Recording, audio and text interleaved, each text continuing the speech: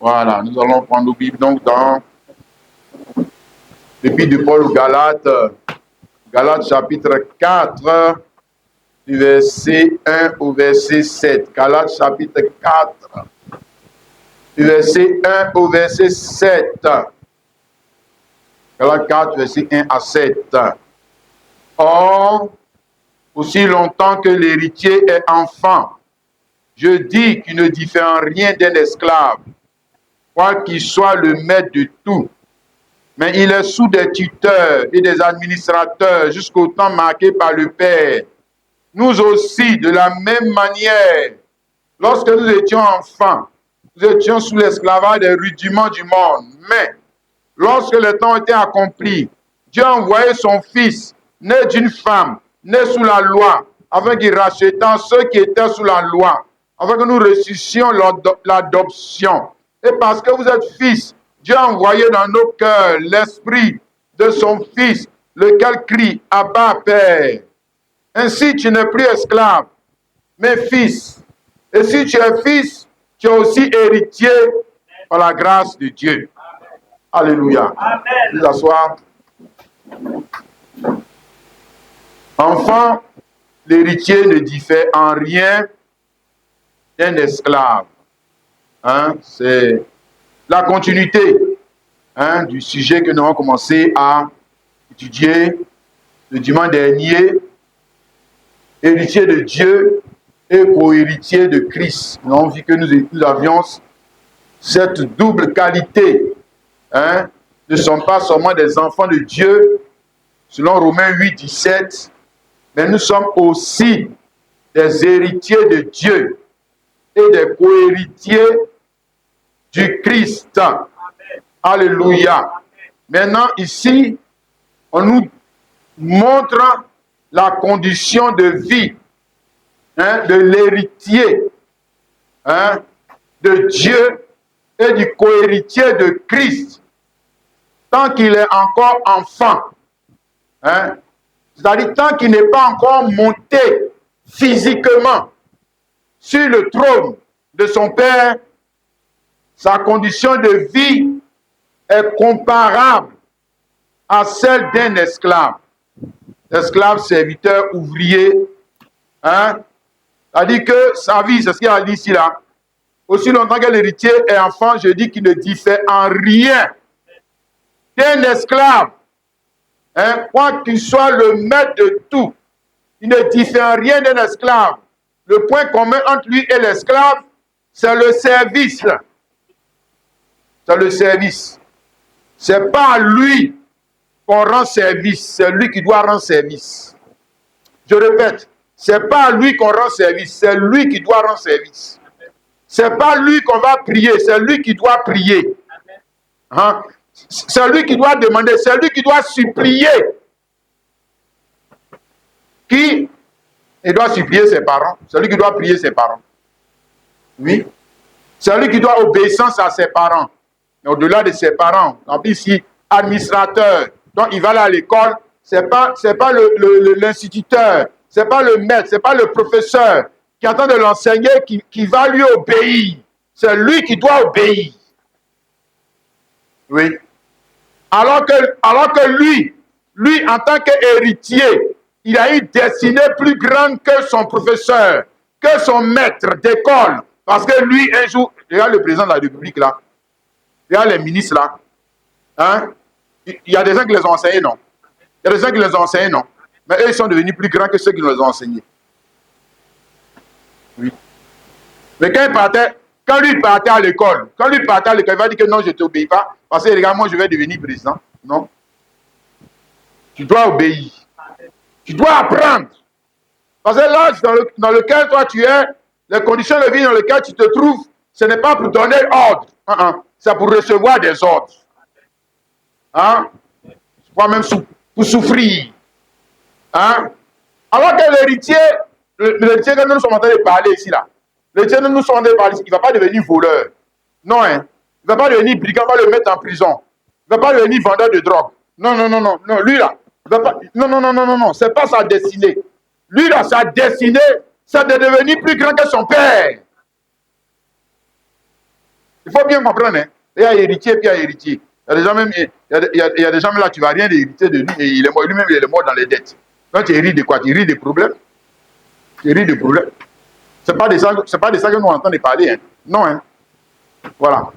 On parle de quelqu'un qui est héritier. Hein, d'une destinée, il est héritier d'une destinée plus grande que son père. Que son père. Que son père. Il va devenir plus grand que son père. Mais en attendant qu'il devienne plus grand que son père, il doit obéir à son père. Même si son père est un cultivateur, même si son père est un forgeron, même si son père est un ouvrier. Est un ouvrier. Il doit lui obéir. Il lui doit obéissance. Autrement, son affaire d'héritier, il ne va pas rentrer dedans. Oui, puisqu'il sera maudit. Quelqu'un qui n'obéit pas à ses parents, c'est quoi? C'est quelqu'un qui est quoi? C'est quelqu'un qui est maudit. C'est un enfant maudit. Il ne va pas rentrer dedans. Il ne va pas connaître ça. Hein?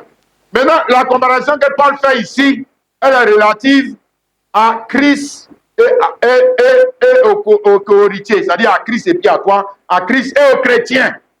Paul, lui, est en train de parler de Jésus-Christ et des chrétiens. Hein?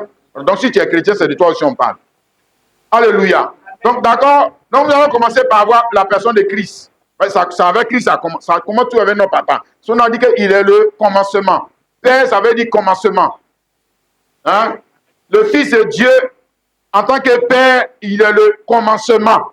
Il est le commencement de quelque chose que Dieu va poursuivre aussi avec ses enfants, les co-héritiers. C'est la même promesse. Ça va continuer. Ouais, et ça doit continuer aussi avec toi. Ça ne va pas s'arrêter. Jamais. Ça ne s'est pas arrêté avec lui. Ça, c'est pas vrai. Ça continue avec les enfants. Amen. D'accord. Donc, Galates chapitre 4, verset 3 à 5, on nous dit, nous aussi, de la même manière, lorsque nous étions enfants, nous étions sous l'esclavage des rudiments du monde. Mais lorsque les temps ont été accomplis, Dieu a envoyé son Fils, né d'une femme, né sous la loi, afin qu'il rachètât ceux qui étaient sous la loi, afin que nous ressuscions l'adoption. Donc, on commence par Jésus-Christ. Et on nous dit ici que Jésus-Christ, notre Père, est né sous la loi. Mais la loi de qui? La loi de son Père, l'Éternel Dieu. Ce n'est pas sa loi. La loi, le mot loi qui est ici, là, ce n'est pas la loi de Jésus. Loi, ça veut dire régime. Il est né sous quel régime? Hein? Il est né sous quelle alliance? Il n'est pas né sous son alliance à lui. Il est né sous l'alliance de quelqu'un d'autre. Hein?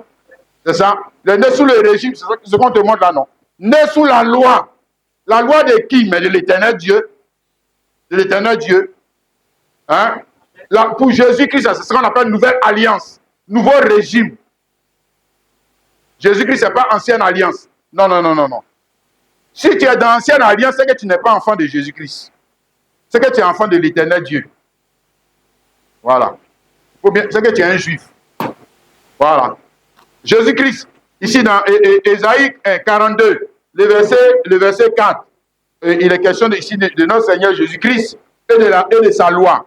Il ne se découragera point et ne se relâchera point jusqu'à ce qu'il ait établi la justice sur la terre et que le peuple espère en sa loi. C'est sa loi.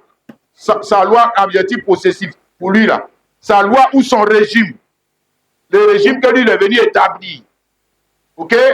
Mais en attendant, il n'est pas né sous son régime. Il est né sous le régime de l'Éternel Dieu. Il est né sous l'ancienne alliance. Hein? Bien. Maintenant, c'est ça qu'il est dit là. Maintenant, étant né sous l'ancienne alliance, comme les autres enfants d'Israël, il devait faire quoi? Se soumettre. Oh, oui, tu es né sous l'alliance de quelqu'un, non? C'est-à-dire que tu n'es pas né sous ton propre régime. C'est-à-dire que toi, ton régime n'a pas encore commencé. Tu es né, d'ailleurs, aujourd'hui, là, qui nous gère? Qui nous gère? Toi-même qui es enfant de Dieu, qui te gère? Ce n'est pas les païens. Ce n'est pas les païens. Tu es né sous le régime de qui? Ouattara. Mais si tu es né sous le régime de Ouattara, c'est Ouattara qui te gère. Voilà. Tu ne peux pas dire que non, moi je suis enfant de Dieu. Moi je suis enfant de Dieu. Je n'obéis pas au ministre. Je n'obéis pas à ce que Ouattara a dit. Tu es en train de mentir. Tu mens, c'est faux. D'ailleurs, tu es un rebelle. Hein, tu es un rebelle même. D'accord. Donc, ton papa est Jésus. Ton papa est Jésus-Christ. Hein, il est né sous la loi. Hein. Donc, étant né sous la loi, ce n'est pas lui à qui on devait se soumettre. C'est lui qui doit se soumettre. À quoi? Mais à la loi. À la loi, hein, de l'éternel Dieu. On commence par ses parents. Hein, Luc 2. Luc 2, le verset 42 à 50, 49 à 52. Il a dit, pourquoi me cherchez vous? C'est Jésus qui parle. Ne savez-vous pas que faut que je m'occupe de l'affaire de mon père? Mais ils ne comprirent pas ce qu'il leur disait. Puis il descendit avec eux pour aller en Nazareth et il leur était soumis. Ouais. Sa mère gardait toutes ces choses dans son cœur. Et Jésus, maintenant on demande, et Jésus croissait en sagesse et en stature et en grâce devant Dieu et devant les hommes. Il n'était pas soumis seulement à Dieu, il était soumis aussi aux hommes. Aux hommes. Ouais. Ça a commencé avec ton papa. Je te montre ton papa Jésus-Christ. Maintenant, si toi tu dis que tu es un chrétien et que tu n'es pas capable de te soumettre à tes parents, te soumettre aux autorités, tu n'es même pas un chrétien. Tu es un voyou. Tu es un bandit. Sous prétexte que tu as l'onction de Dieu ou bien je ne sais quoi. Tu es un voyou. Voilà. Tu n'es même pas dans la lignée de ton père. Mais moi, je te montre que ton père, Jésus-Christ, amen, il est né sous la loi. Étant né sous la loi, vous dites qu'il n'a qu'à se soumettre. Vous ne voulez pas qu'il se soumette à la loi. Il n'a qu'à faire quoi? Aïe. Il est né sous la loi de son papa. L'éternel Dieu. Non, il se soumet à la loi de l'éternel Dieu. Hein? Il se soumet encore à quoi? Au sacrificateur de l'éternel Dieu. Matthieu chapitre 8, le verset 3 à 4. Jésus étendit sa main, le toucha et dit, je le veux, sois pur. Non, il vient de guérir un lépreux. Aussitôt, il fut purifié de sa lèpre. Jésus, après avoir guéri ce lépreux de sa lèpre, Jésus lui dit, garde-toi d'en parler à personne. C'est-à-dire, il ne faut pas dire que c'est moi qui t'ai guéri. Il ne faut pas leur dire ça. Ok? Va te montrer au sacrificateur et présente l'offrande que Moïse a prescrite afin que cela serve de témoignage. Regarde où il le dirige. Il dirige ce gars qui vient de guérir. Hein? Il n'a pas dirigé vers lui. Il a dirigé vers le sacrificateur. Sacrificateur de quelle alliance? Mais de l'ancienne alliance, puisque c'est l'ancienne, le gars qui est sacrificateur là, Jésus doit se soumettre à lui. Oui. Il doit se soumettre à lui. Mais pourquoi? Mais parce que c'est son régime qui est en place. C'est son régime qui est en place. Où Jésus n'a pas encore commencé. Maintenant, tu vois, non, maintenant, c'est là, quand, après sa mort, sa réalisation là, il faut montrer quel malade les apôtres ont guéri, et puis ils ont encore dit, va voir les sacrificateurs. Tu vois, le régime avait changé. Mais avant que le régime change, on te montre ici. Avant que le régime change. Ici, ce n'est pas le régime du Fils, c'est le régime du Père, l'éternel Dieu. On va dire l'éternel Dieu et ses sacrificateurs, l'éternel Dieu et ses rois, l'éternel Dieu et ses juges. Mais c'est à eux qu'il fallait se soumettre. Tu ne te soumets pas à eux là, tu sais que tu ne te soumets pas à Dieu. Tu ne te soumets pas à Dieu. Jésus lui-même, guéri, il a fini de guérir le gars, il va présenter l'offrande de Moïse. C'est des pigeons il devait prendre pour aller faire sacrifice. C'est ce qu'il a dit au gars là d'aller faire. Va faire le sacrifice d'animaux. C'est ce qu'il lui a dit d'aller faire. Pourquoi? Mais parce que c'est ce régime-là qui était en place. Le régime où on sacrifie les animaux là. C'est lui qui était en place. Hein? Le régime des Lévites. Le sacerdoce lévitique. C'est ce sacerdoce qui était en place. C'est pourquoi dans Matthieu 23, affaire de dîmes là, hein, les gens ils ne connaissent même pas le temps et les moments dans lesquels Jésus, lui, il opérait. Hein? Matthieu 23, Jésus dit, malheur à vous, scribes et pharisiens hypocrites, parce que vous payez la dîme de la menthe, de la nèfre, du cumin, et vous laissez ce qui est plus important dans la loi. La justice, la miséricorde et la fidélité. C'est là qu'il fallait pratiquer, c'est là ce qu'il fallait pratiquer sans négliger les autres choses. Vous vous dites que la loi est abolie. Mais regardez ce que Jésus a dit. Vous voyez, les gens malhonnêtes, ils ne connaissent même pas Dieu. Hein? Mais quand il parlait là, quand Jésus parlait là, quelle quelle est la loi, il est parlé sous quel régime? Quel était le régime qui était là? Et puis lui, il va dire que ne respectez pas la loi. Lui, il peut leur dire de ne pas respecter la loi. Il peut leur dire ça. La loi que lui-même attend de respecter. Lui, il peut leur dire de ne pas faire. Et puis, il parlait à qui? Est-ce qu'il parlait aux chrétiens? Est-ce qu'il lui parlait à son église? 3. Lui, Jésus lui dit que la dîme, ce n'est pas l'argent. Que c'est en nature. Regardez. Parce que vous payez la dîme de la menthe, la dîme de la nette, la dîme du cumin. Il faut être un voleur pour nous dire que oui, eux, ils payaient comme ça, mais nous, on peut payer l'argent. Il faut être un voleur pour faire ça. Faire ça. Malhonnête. Il faut lire ce que Jésus a dit. Il ne faut pas venir interpréter. Ce n'est pas dit que l'esprit du monsieur est venu en entrant en toi. Et puis toi, tu viens dire ce que lui n'a pas dit. Hein? Donc, regarde la continuité. Il est dans une continuité. OK? Mais il faisait Pâques. Jésus faisait Pâques. Jésus fêtait Pentecôte. Jésus fêtait Sukkot. Jésus respectait le sabbat. Il faisait ça. Et vous voulez qu'il n'ait qu'à faire quoi? Ah! Et puisque le régime qui était là, c'était le régime de son père. Et les sacrificateurs qui avaient reçu du pouvoir de son père, de régner, de dominer et de prendre la dîme des enfants d'Israël. Lui, Jésus va leur dire de ne pas faire. Il va leur dire de ne pas faire. Non. Non, il ne peut pas dire ça. C'est ça que nous sommes en train de parler. Autant que l'héritier demeure enfant, il est sous des tuteurs. Jésus lui-même, il était sous tuteur. Sous administrateur. Oui. D'abord, administration de ses parents, on a vu. Maintenant, on vient maintenant dans l'administration des sacrificateurs de Dieu. Il devait les obéir. Hein? Jésus. Vous l'avez vu une fois. Lui, il va dire que je suis fils de Dieu. J'ai le pouvoir. Vous ne savez pas qui je suis. Il va aller rentrer dans le temple des Juifs pour aller faire sacrifice de moutons à la place du souverain sacrificateur. Jésus peut se permettre de faire ça. Oh, mais vous ne savez pas de quoi vous parlez. Ils vont le lapider, le tuer. Wow. Parce que ce droit-là, c'est le droit des Lévites.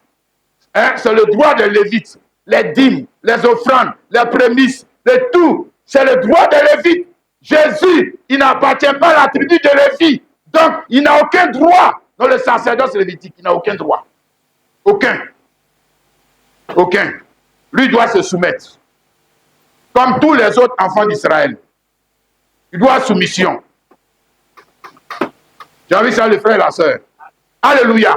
Donc, je te montre, première chose, avant sa mort, ici, avant sa mort, sa résurrection, son ascension, ça soit à la droite de Dieu. À la droite de Dieu, ça dit à la place de Dieu.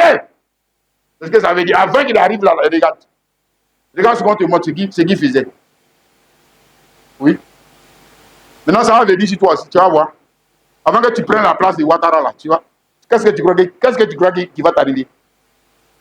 Qu'est-ce que tu crois qui va t'arriver? C'est la même chose à la droite, c'est toujours à la droite. C'est à la droite, ça veut dire à la place de la personne. Tu as pris la place de la personne. Maintenant, quand on dit Dieu là, c'est Jésus-Christ. C'est plus l'éternel Dieu, jamais. Mais avant qu'on dit Dieu, c'est l'éternel Dieu. Et puis Jésus-Christ, le Fils de l'éternel Dieu, comme tous les autres juifs, il doit se soumettre. Il doit se soumettre à la loi de l'éternel Dieu. Ok? Deuxième chose, avant sa mort, sa résurrection, son ascension, à la droite de Dieu, c'est lui qui se soumettait.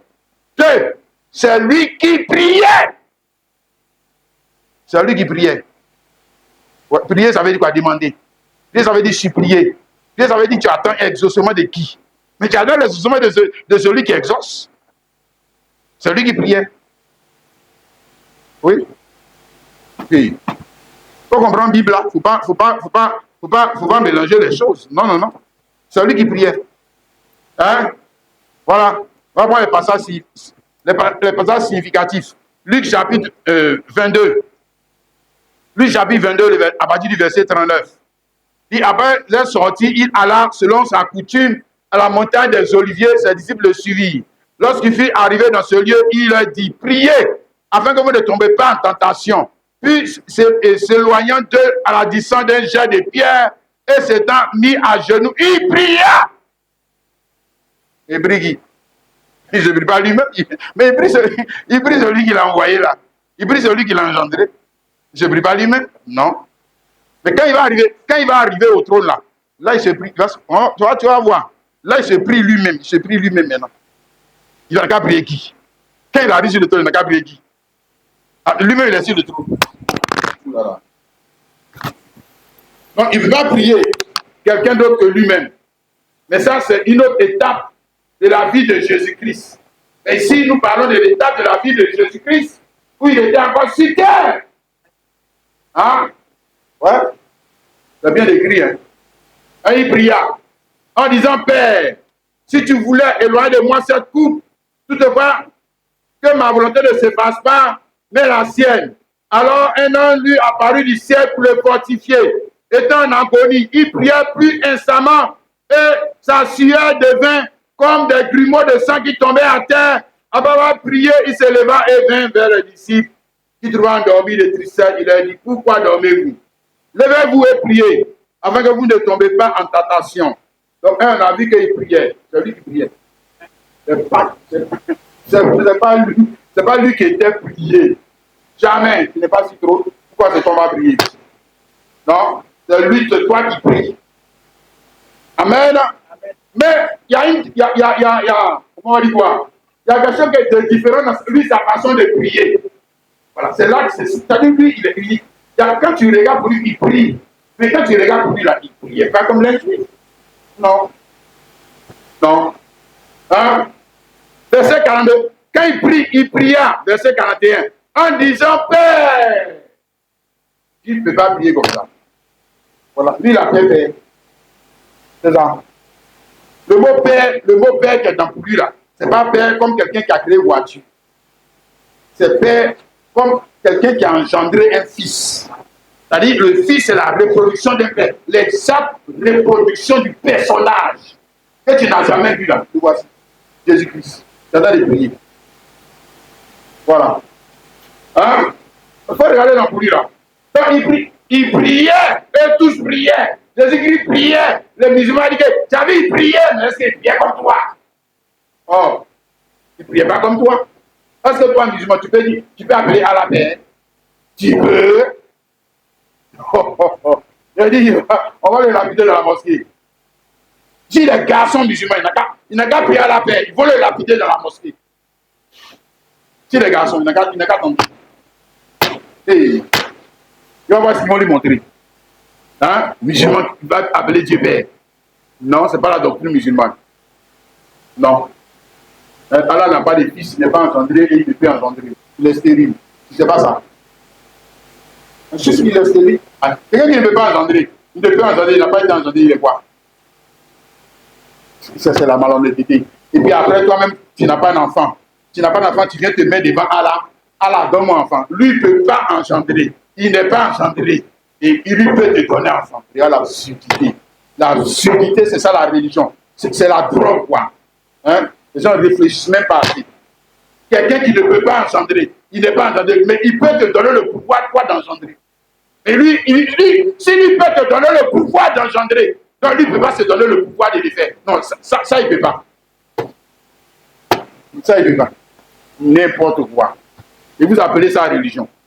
Ils ne sont même pas en train d'élever votre intelligence. Ils sont en train de vous abrutir. De vous abrutir. Ils ne sont même pas en train de vous rendre intelligent. Hein? Regarde un pour lui là. Hein? Jésus-Christ. Hein? Ici, fils, notre Père. Mais regarde comment il est en train de prier. Et puis ici, là, c'est notre Père qui est aux cieux là qu'il est en train de faire. C'est ça. Il te montre déjà.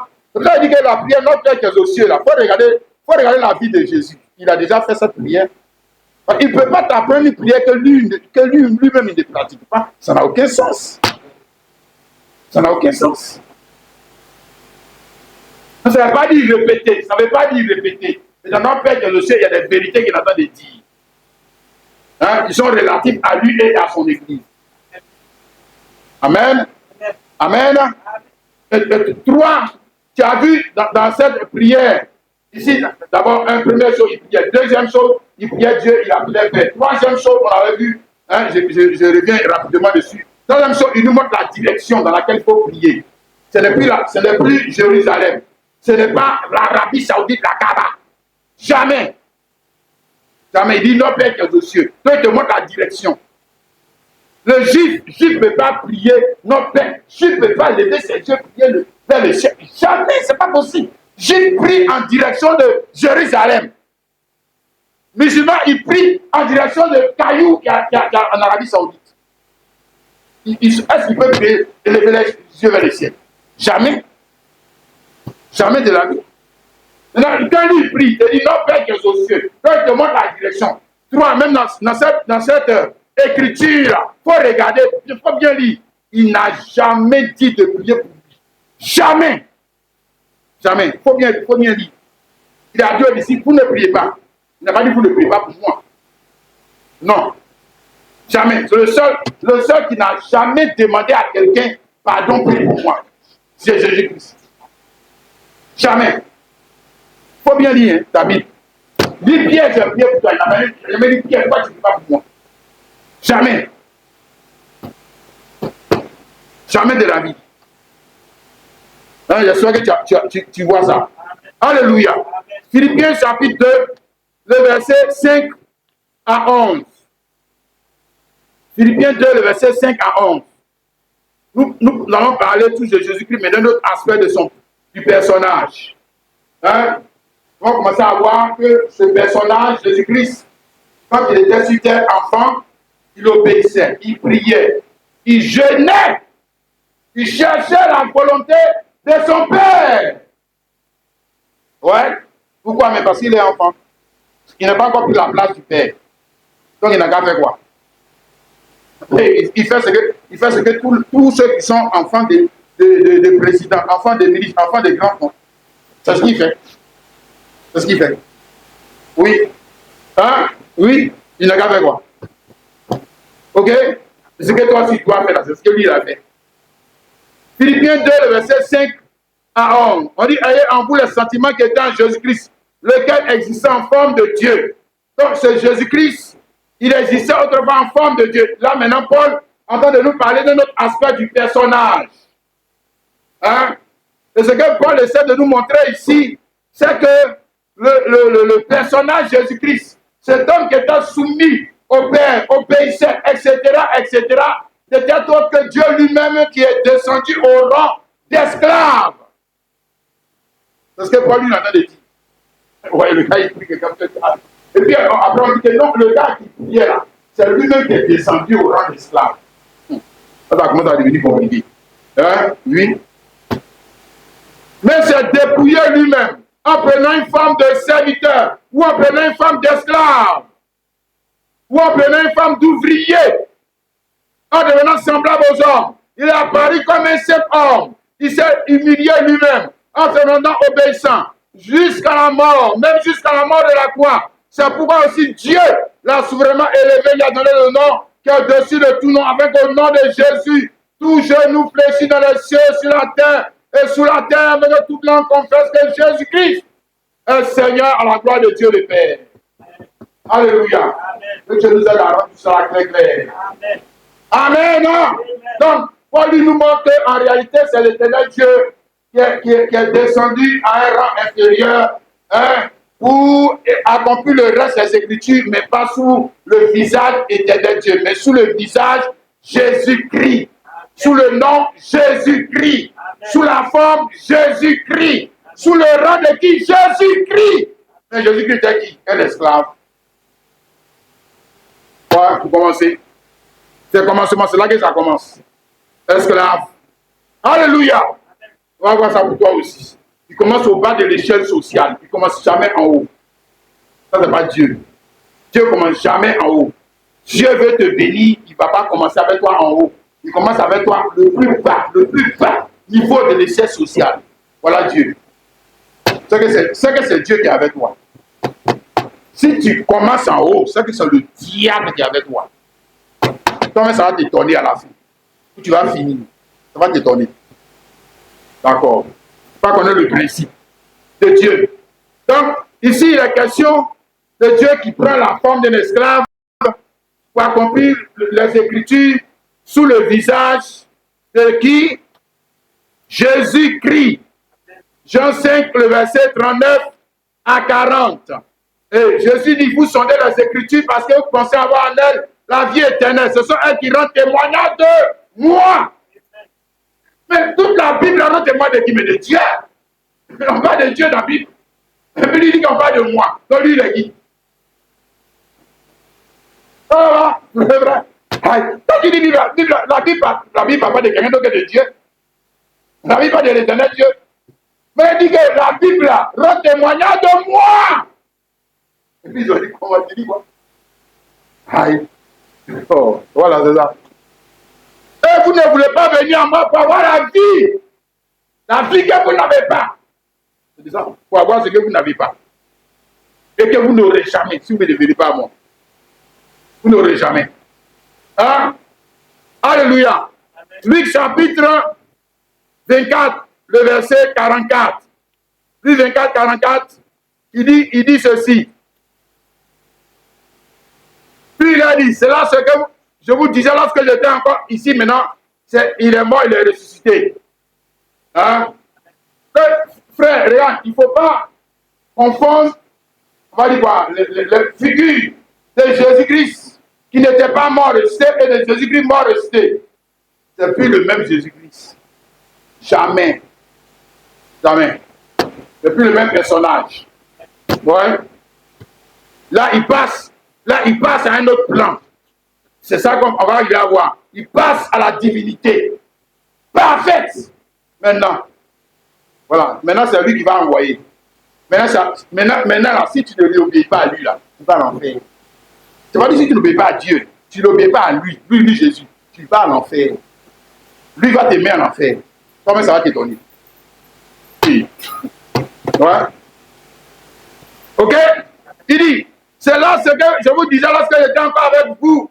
C'est-à-dire lorsque je n'étais pas encore moi ressuscité, qu'il fallait que s'accomplisse tout ce qui est écrit de moi dans la loi de Moïse, dans les prophètes et dans les psaumes. C'est-à-dire il attend de citer tout ce qu'ils appelaient Bible à l'époque. Hein? Il n'y avait pas Matthieu, tout cela, mais ce qui était dans les mains là. Ce qui était dans les mains là. Il dit que tout ce qui est écrit dans les mains là. Regarde, je suis venu pour accomplir ça. Ouais. Notamment, nous parlons de la loi de Moïse. Hein? La prophétie on va dire quoi? Qui va avec ce que nous sommes en train de dire là. Nous avons dit ça dans la loi de Moïse. Hein? Genèse 15, le verset 13 à 14. Et l'Éternel dit à Abraham, sache que tes descendants seront étrangers dans un pays qui ne sera point à eux. Ils seront asservis. On les opprimera pendant 400 ans. Mais je jugerai la nation à laquelle ils seront asservis et ils sortiront avec de grandes richesses. Donc quand Jésus dit tout ce qui est écrit dans la loi de Moïse, Jésus veut dire accomplir. Maintenant, nous on prend la loi de Moïse. On va prendre tout. Mais on prend la partie qui nous intéresse là. Ici, on est dans la loi de Moïse. C'est Moïse qui a écrit ça. Hein? Voilà. Et il a parlé du temps où les enfants d'Israël devaient descendre en Égypte pour être esclaves. Durant 400 ans, Israël est esclave en Égypte. Non pas parce qu'ils ont volé poulet, non pas parce qu'ils ont fait le mal, mais parce que leur Dieu, avant qu'ils ne soient créés, les a prédestinés à être des esclaves. Il faut bien dire, c'est Dieu qui dit, c'est-à-dire qu'il a prononcé la malédiction sur eux. Oui. C'est qu'il a dit cette bénédiction, être esclave. Cette bénédiction. C'est malédiction. Oui. Là, le peuple ici, là, Abraham n'a même pas Ismaël. Abraham n'a même pas Isaac. Il n'existe même pas. Même pas. Hein? Donc, on ne va pas venir nous mentir pour dire que non, il y avait des liens ancestraux. C'est à cause des liens ancestraux, quand ils sont descendus là-bas, c'est les liens ancestraux, parce que leurs parents dans cette guerre. Qui a parlé là? Est-ce que c'est Kéman qui a parlé? Celui qui a parlé là, c'est l'Éternel Dieu. C'est l'Éternel Dieu qui a dit que vous là, vous allez être esclaves au pays de l'Égypte. Mais esclave, c'est quoi? C'est le plus bas niveau de l'échelle sociale. Tu ne sais pas ça. En Égypte, là-bas, il y a un ministre. En Égypte, là-bas, il y a des trônes. En Égypte, là-bas, il y a des préfets. Mais pourquoi il ne dit pas que moi, mes enfants, quand vous allez descendre en Égypte, vous serez les premiers, toujours les premiers, jamais la queue, toujours les premiers, c'est vous qui allez les commander, jamais. Ça, c'est le sorcier pasteur qui dit ça. Celui qui te dit, c'est un sorcier. Jamais, Dieu ne parle pas comme ça, c'est faux. Dieu qui est en train de parler de l'avenir ici, il parle de l'avenir des enfants, alors que les enfants n'existent pas. Hein? Et puis il dit que vous serez esclaves. Mais esclave, là, c'est quoi? Et esclave, là, on rit dedans. Esclave, ça veut dire que tu vas. C'est pas toi qui vas donner des ordres. C'est ce que ça veut dire. Esclave, c'est pas toi qui donne les ordres. Esclave, c'est pas toi qu'on prie. C'est toi qui vas prier ton maître. C'est toi qui dois obéir au maître. Et mieux, le maître avec tous ses caprices. Avec ses caprices. Tu vas souffrir. Tu vas souffrir. Hein? Frère, tu vois, c'est ça que je dis là, affaire de Dieu là. Si Dieu devait nous laisser, nous la choisir, ce qu'est le bonheur là, nous tous on va dans l'enfer. Moi je vous dis, nous tous on va dans l'enfer. Parce que ce que toi tu appelles bonheur là, Dieu lui n'appelle pas ça bonheur. Non. Bonheur pour Dieu, est-ce que Dieu peut faire intentionnellement le mal à ses enfants? S'il dit qu'il n'a qu'à esclave, c'est que c'est la bonne position. C'est que c'est ça qui est bon. C'est que c'est ça qui est bon. Maintenant, toi et moi, avec notre tête de baoulé là, on aurait compris que c'est ça qui est bon. Oh. Quand tu es en train de souffrir comme esclave, est-ce que tu remercies Dieu? Dieu, je te loue, je te remercie. Parce que mon patron me maltraite. Parce que le maître là, il me parle mal. Parce que les gens dans le quartier me parlent mal. Est-ce que tu es content? Qui remercie Dieu pour ça? On se plaint. Si on se plaint. Hein? Dieu, pourquoi? Moi, je suis ton enfant. Pourquoi les païens là prospèrent? Et puis moi, je suis en train de galérer. Seigneur, c'est pas normal. La Bible a dit que l'argent t'appartient. D'ailleurs, on n'a pas dit que c'est le CFA. Frère, on n'a pas dit que c'est l'euro. L'euro ne lui appartient pas. Le dollar appartient aux Américains. Il n'appelle pas à Dieu. Ne ment pas. Qui t'a menti pour dire que le dollar appartient à Dieu? Le dollar, ce n'est pas les hommes. Ce n'est pas papier. Ce n'est pas les hommes qui ont créé. Toi, tu ne connais pas les banques. Oh, on dit venir nous mentir. Je ne sais pas. Le CFA t'appartient. Le CFA n'appartient pas. Le dollar ne lui appartient pas. L'euro ne lui appartient pas. Ça appartient aux païens. Donc, ils n'ont qu'à prendre les choses. C'est pour eux. Mais pourquoi tu veux qu'on te donne plus que... Et puis en plus, ton papa ne t'a pas prédestiné pour l'heure à la tête. C'est pas vrai. Le prophète, il t'a menti. Il t'a menti. C'est pas vrai. Ton papa t'a prédestiné à obéir, à prier. Mais mieux à pleurer sous le régime de qui? Du païen. Il va dire que c'est pas vrai. Bon, et pour les enfants d'Israël. Donc Dieu fait 2 poids 2 mesures, quoi. Et pour les enfants d'Israël. Eux aussi n'étaient pas descendants d'Abraham. C'est ça? Regarde, Genèse 15, le verset 13 à 14, là, c'est toute la descendance d'Abraham. C'est toute la descendance d'Abraham. Elle est prédestinée. On a vu pour Jésus-Christ, non? C'est-à-dire le Genèse 15, le verset 13 à 14, là, parlait de Jésus-Christ et puis des chrétiens. C'est pas... Dieu fait rien avec les enfants d'Israël. Il les a utilisés pour parler. Pour dire que moi, mes enfants, ils commencent, quand ils rentrent dans ce monde, ils commencent en bas de l'échelle sociale. Parce qu'il est en train de nous dire, si tu n'es pas d'accord avec ça, bon, c'est que tu n'es pas d'accord avec Jésus-Christ. Tu n'es pas d'accord. Non, le premier de pasteur qui t'a enseigné ça là, mais lui, il ne connaît pas la Bible. Donc, c'est en train de te mentir. Hein? Et puis, il dit quelque chose mais qui n'est pas vrai, parce que si on prend les faits, qui commande? Aujourd'hui, là, qui commande? c'est les chrétiens. Oh, arrêtez de mentir aux enfants de Dieu là. Ce que Dieu n'a pas dit, c'est ce que vous êtes en train de dire dans vos églises.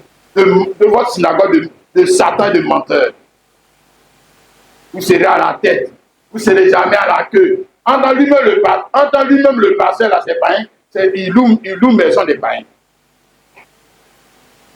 Il faut lui dire faux prophète. Toi-même là, tu crois que c'est une maison des païens que tu loues. Menteur. Voleur. Pourquoi tu es en train de nous distraire? Hein? Et pourquoi tu n'enseignes pas la parole de Dieu? Regarde. Ici, on parlait de qui? Jésus-Christ. Jésus-Christ et l'Église. Hein, je te montre maintenant pour gagner le temps. Hein, je lis deux passages. Exode, chapitre 2, le verset 23 à 25, et puis on va lire pour Jésus-Christ. Et on fait une comparaison. Juste pour te montrer, pour gagner le temps. Hein? Exode 2, le verset 23 à 25. Longtemps après, le roi d'Égypte mourut, et le monde d'Israël gémissait encore sous la servitude et poussait des cris. Ces cris que leur arrachaient la servitude montaient jusqu'à Dieu. Dieu entendit leur gémissement et se souvint de son alliance avec Abraham, Isaac, Jacob.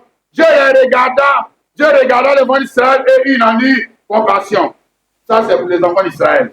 Maintenant, quand ça va s'accomplir, c'est Jésus-Christ. Hébreux chapitre 2, Hébreux chapitre 5, le verset 7 hein, jusqu'au verset 12.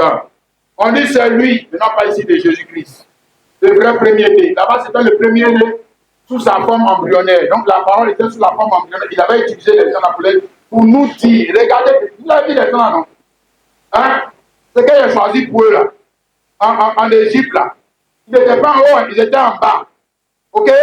Maintenant c'est ce que j'ai choisi aussi pour votre papa, Jésus-Christ, et vous. Voilà. C'est ce que moi Dieu j'ai choisi. Ouais. Maintenant, regardons Jésus-Christ. C'est lui qui, dans les jours de sa chair, ayant présenté avec des grands cris et des larmes. Donc, tu le vois ici, il est en train de crier, non? Regarde, tu as vu là-bas les enfants d'Israël qui criaient, non? Oui. Il gémissait, non? Maintenant, on voit ton papa Jésus-Christ est en train de faire quoi? Il est en train de gémir, oui. Il est en train de pleurer, oui. Tu sais, je lis ça pour toi encore bien. C'est lui qui, dans les jours de sa chair, ayant présenté avec de grands cris et avec des larmes, des prières hein, et des supplications à celui qui peut le sauver de la mort, ayant été exaucé à cause de sa piété, a appris, bien qu'il fût fils, l'obéissance par les choses qu'il a souffert. On parle de qui? Jésus-Christ, ton Père.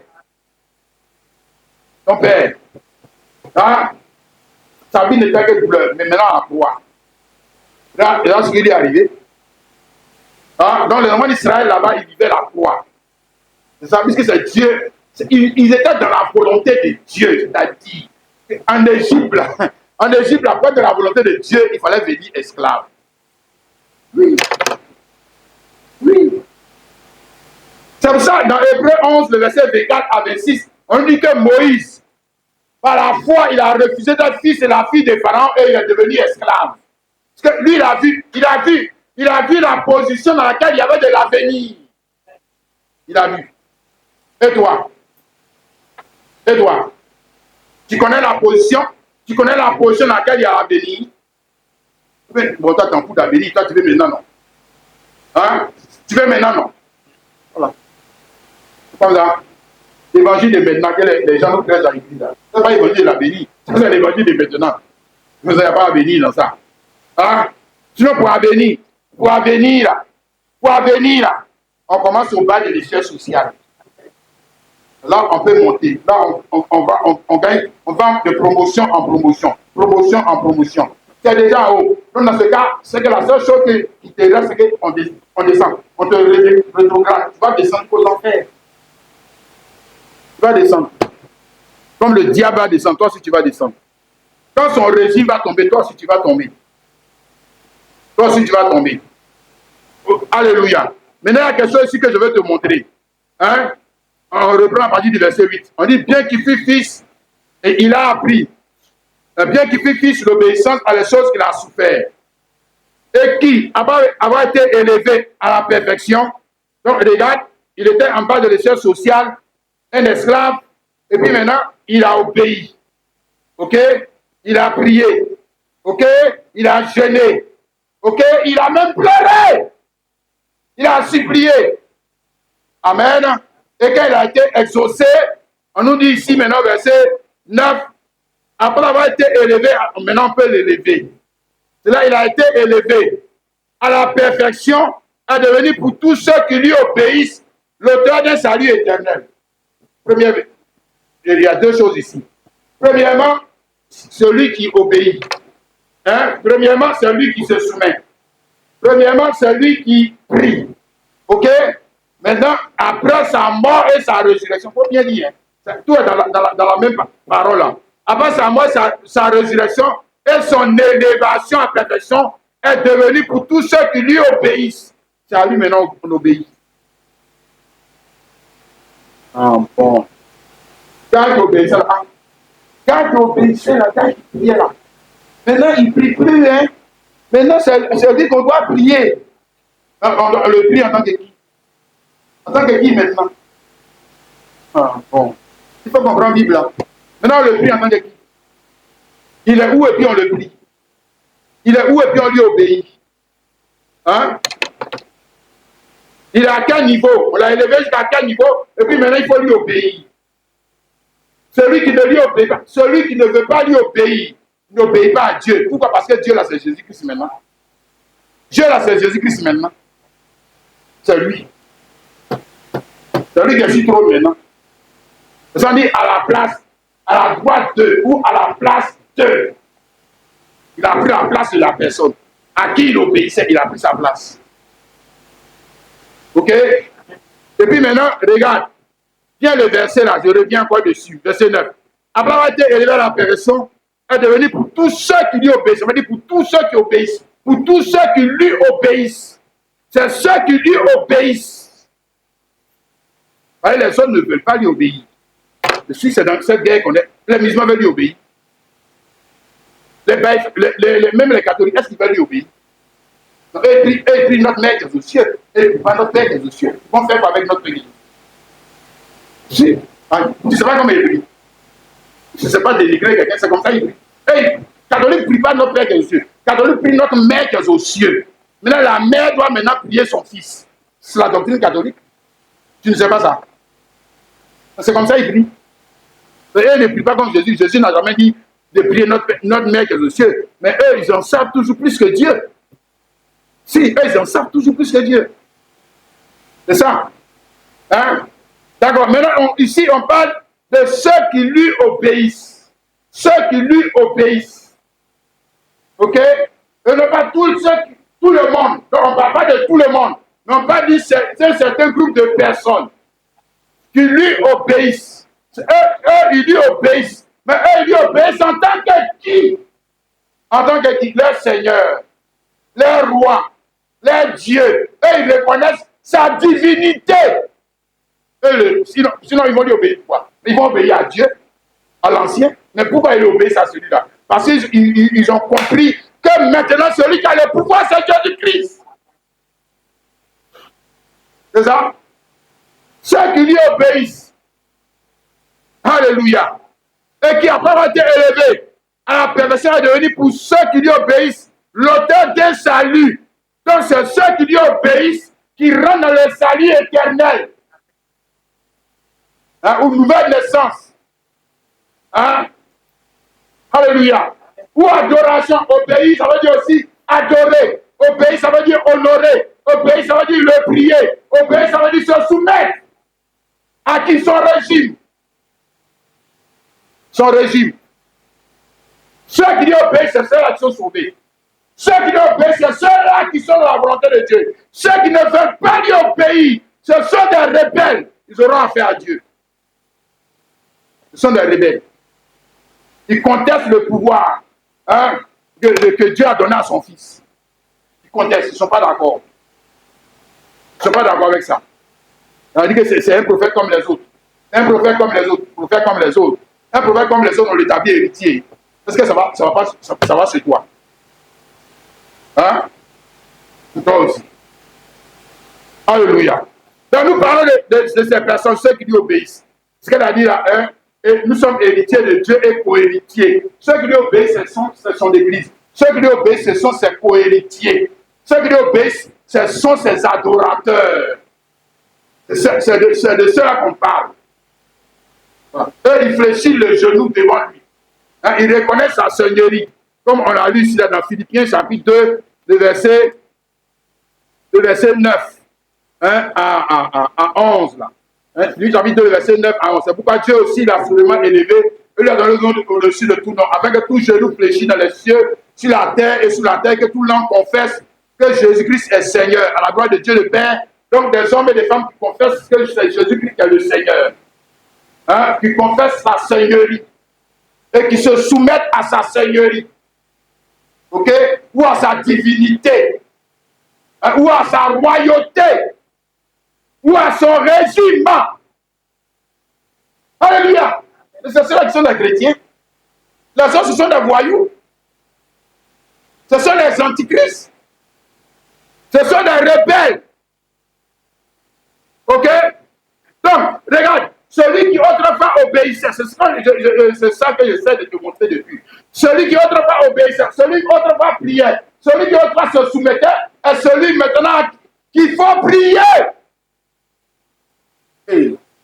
Ouais. Celui-là qu'il faut prier. Ah, maintenant, tu vois, là, ça devient compliqué pour l'homme religieux, va dire quoi. Mais le gars qui priait autrefois, pourquoi celui qu'on doit prier? Ouattara même qui est sur le trône actuellement là. Et autrefois, il ne priait pas. Autrefois, il ne se soumettait pas. Mais aujourd'hui, là, ce n'est pas lui qu'il faut prier. Ce n'est pas lui qu'il faut demander la grâce pour sortir ton enfant, pour avoir du travail ici en Côte d'Ivoire. Ce n'est pas lui qu'il faut bénir. Ce n'est pas lui qu'il faut honorer. Oh, il ne faut pas me mentir là. Ce n'est pas lui. Hein? Ce n'est pas lui. Mais autrement, lui, il n'obéissait pas. Je te montrais, quand il partait à l'école, il n'obéissait pas. Quand ses parents étaient là, il ne les obéissait pas. Pourquoi je dis ça lui compris? Mais parce qu'il est dans la position, il est dans la position de président. Il est dans la fonction de président. C'est comme ça. Quand il est dans la fonction de président, c'est que c'est à lui qu'il faut prier. C'est à lui qu'il faut obéir. Oui. En Côte d'Ivoire, c'est lui qui donne des ordres. Tu ne sais pas ça. Si c'est ses ordres qu'on fait, c'est son régime. C'est son programme que les autres ministres exécutent. Tu ne sais pas ça. D'accord. Jean 14, le verset 13 à 14. Tout ce que vous demanderez en mon nom, je le ferai, afin que le Père soit glorifié dans le Fils. Si vous demandez quelque chose en mon nom, je le ferai. Ça, il n'était pas encore mort et ressuscité. Donc, quand il a fini de parler ça, est-ce que c'est ce qu'ils ont fait? Non, mais maintenant, quand il meurt et ressuscite, c'est ce qu'il faut faire. Tout ce que vous demanderez en mon nom, demandez, c'est prier. C'est prier. Et maintenant, c'est en son nom. Ce n'est pas au nom de l'Éternel Dieu, ce n'est pas au nom de Yahvé Shikenu, ce n'est pas au nom de je ne sais qui que ce soit Dieu. Ce n'est pas au nom de ton pasteur ou de ton église Dieu. Parce que le gars qui est sur le trône, là, on l'appelle Jésus-Christ. Hein? Demandez, c'est utiliser son nom pour le prier. Pour le prier. Non, le prie pourquoi? Le prie pourquoi? Ah, si il n'a pas de pouvoir, tu le pries pourquoi? Il n'a pas de pouvoir, quelqu'un n'a pas de pouvoir, et tu le pries. C'est pour faire quoi? Il peut te faire quoi? Il faut qu'il ait le pouvoir. Hein? Si vous demandez quelque chose à mon nom, je le ferai. Acte chapitre 2, le verset 32 hein, à 36. C'est ce Jésus que vous avez, que Dieu a ressuscité. Nous en sommes tous témoins. Élevé par la droite de Dieu. On passe après sa résurrection. Élevé par la droite de Dieu ou élevé à la place de Dieu. Voici Dieu maintenant. Mais il faut bien dire, si tu dis bien ce passage que l'esprit de Dieu est sur toi, c'est que je dis là, tu vas voir ça dedans. élevé à la droite de Dieu, tu vois. Nous-mêmes, on était comme des païens, quoi, on était tellement des sauvages dans notre compréhension. Élevé à la droite de Dieu, Dieu est toujours là. Il a élevé à la droite de Dieu et puis il a mis une chaise à côté pour lui s'asseoir, quoi. Donc ils sont deux qui dirigent maintenant le ciel, quoi. C'est ça qui est dans ta tête. Oh, tu es en train de démentir, ouais. Il faut bien dire ce qu'il est en train de dire. Élevé par la droite de Dieu, il a reçu du Père le Saint-Esprit. Donc il a reçu du Père, ça dit héritier. C'est ça héritier, non? C'est ça héritier. Héritier, tu reçois de quelqu'un, tu reçois. Mais quand tu reçois de quelqu'un, ça veut dire que la personne qui t'a donné n'est plus là. N'est plus là. C'est fini? Hein? Il a reçu du Père le Saint-Esprit. Quand vous le voyez, il a reçu du Père le Saint-Esprit qui avait été promis. Et il a répondu, comme vous le voyez et l'entendez. Donc il a répondu. C'est lui qui donne le Saint-Esprit. Non, ça veut dire que le Saint-Esprit, c'est devenu l'esprit de qui maintenant? Je te pose une question. Hein. C'est que le Saint-Esprit est devenu l'esprit de qui? Normalement, tu dois pouvoir me répondre.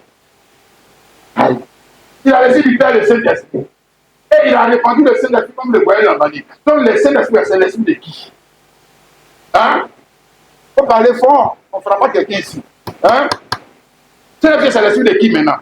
Avant le Saint-Esprit, c'est l'esprit de l'éternel Dieu. Le temps que l'éternel Dieu a donné le Saint-Esprit à Jésus. Et puis c'est Jésus qui donne. Il faut bien lire, c'est écrit. C'est Jésus qui donne le Saint-Esprit. Donc le Saint-Esprit, c'est l'esprit de qui? De Jésus? C'est difficile à dire ça. Tu hésites. Mais c'est que tu vois, c'est qu'on est tous des catholiques. Je te dis, c'est qu'on est tous des catholiques. On nous a tellement brouillé. On nous a tellement brouillé à ce faux évangile. On a des difficultés à comprendre. Quelqu'un qui a dit que, ouais, il a reçu le Saint-Esprit, c'est lui qui donne le Saint-Esprit. Et toi, tu me dis que le Saint-Esprit, c'est encore l'esprit de celui qui donne, qui a donné à Jésus. Comment ça? Oh, c'est que ça va pas chez toi. Hein? Il dit, verset 34, car David n'est pas monté au ciel. Quand on dit ciel ici, c'est sur le trône. Sinon, les Élis sont montés au ciel, et d'autres sont montés au ciel. Ils sont montés au ciel pour aller sur le trône. Eux peuvent aller s'asseoir sur le trône. Est-ce qu'eux, ils ont été choisis par Dieu pour être hérités du trône? Ils peuvent aller là-bas. Non. Ça, je dis que personne n'est monté au ciel. C'est-à-dire que personne n'est jamais monté. Quitter, monter, ça veut dire que tu étais en bas. Et puis on te fait monter. On te met à la place de Dieu. C'est ce que ça veut dire.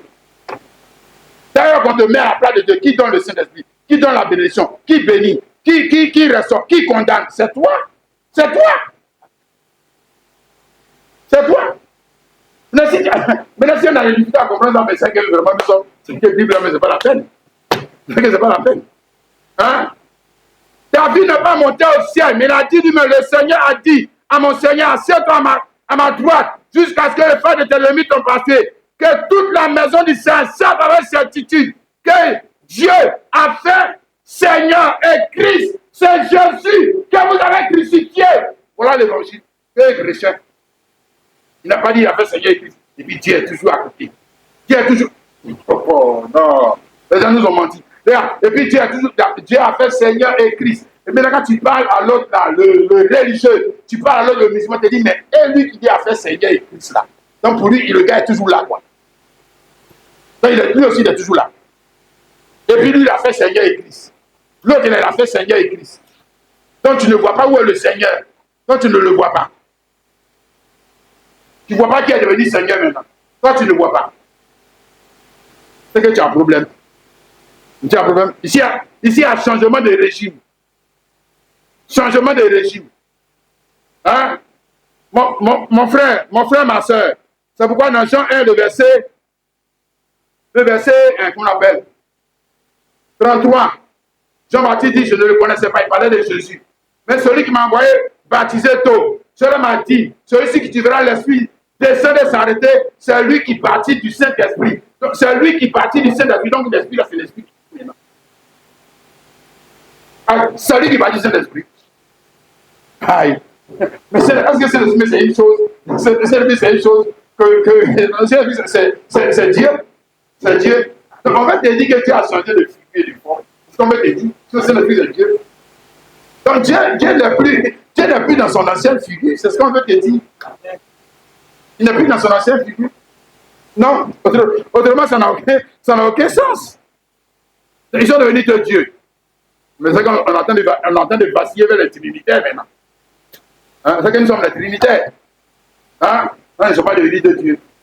Il y a un qui a pris la place de l'autre. Amen. Donc, dès lors qu'il prend sa place, donc la figure du personnage change. Hein? Ici, même dans Galates qu'on a lu là, c'était dit là, Galates chapitre 4, le verset 6. Et parce que vous êtes fils, Dieu a envoyé dans nos cœurs l'esprit de son fils. C'est l'esprit de son fils. L'esprit là, c'est devenu aussi, c'est devenu maintenant l'esprit, ça ne veut pas l'esprit de Dieu. Non. C'est devenu l'esprit de son fils. Alléluia. Maintenant, si c'est l'esprit de son fils, imagine-toi. C'est l'esprit du fils. Et l'esprit du fils est venu dans quoi pour Daniel. Ça, c'est que ça vous parlait de qui? C'est la question maintenant que je te pose. Oui, l'esprit du fils est venu rentrer dans quoi pour Daniel. C'est que quoi Daniel va parler de qui?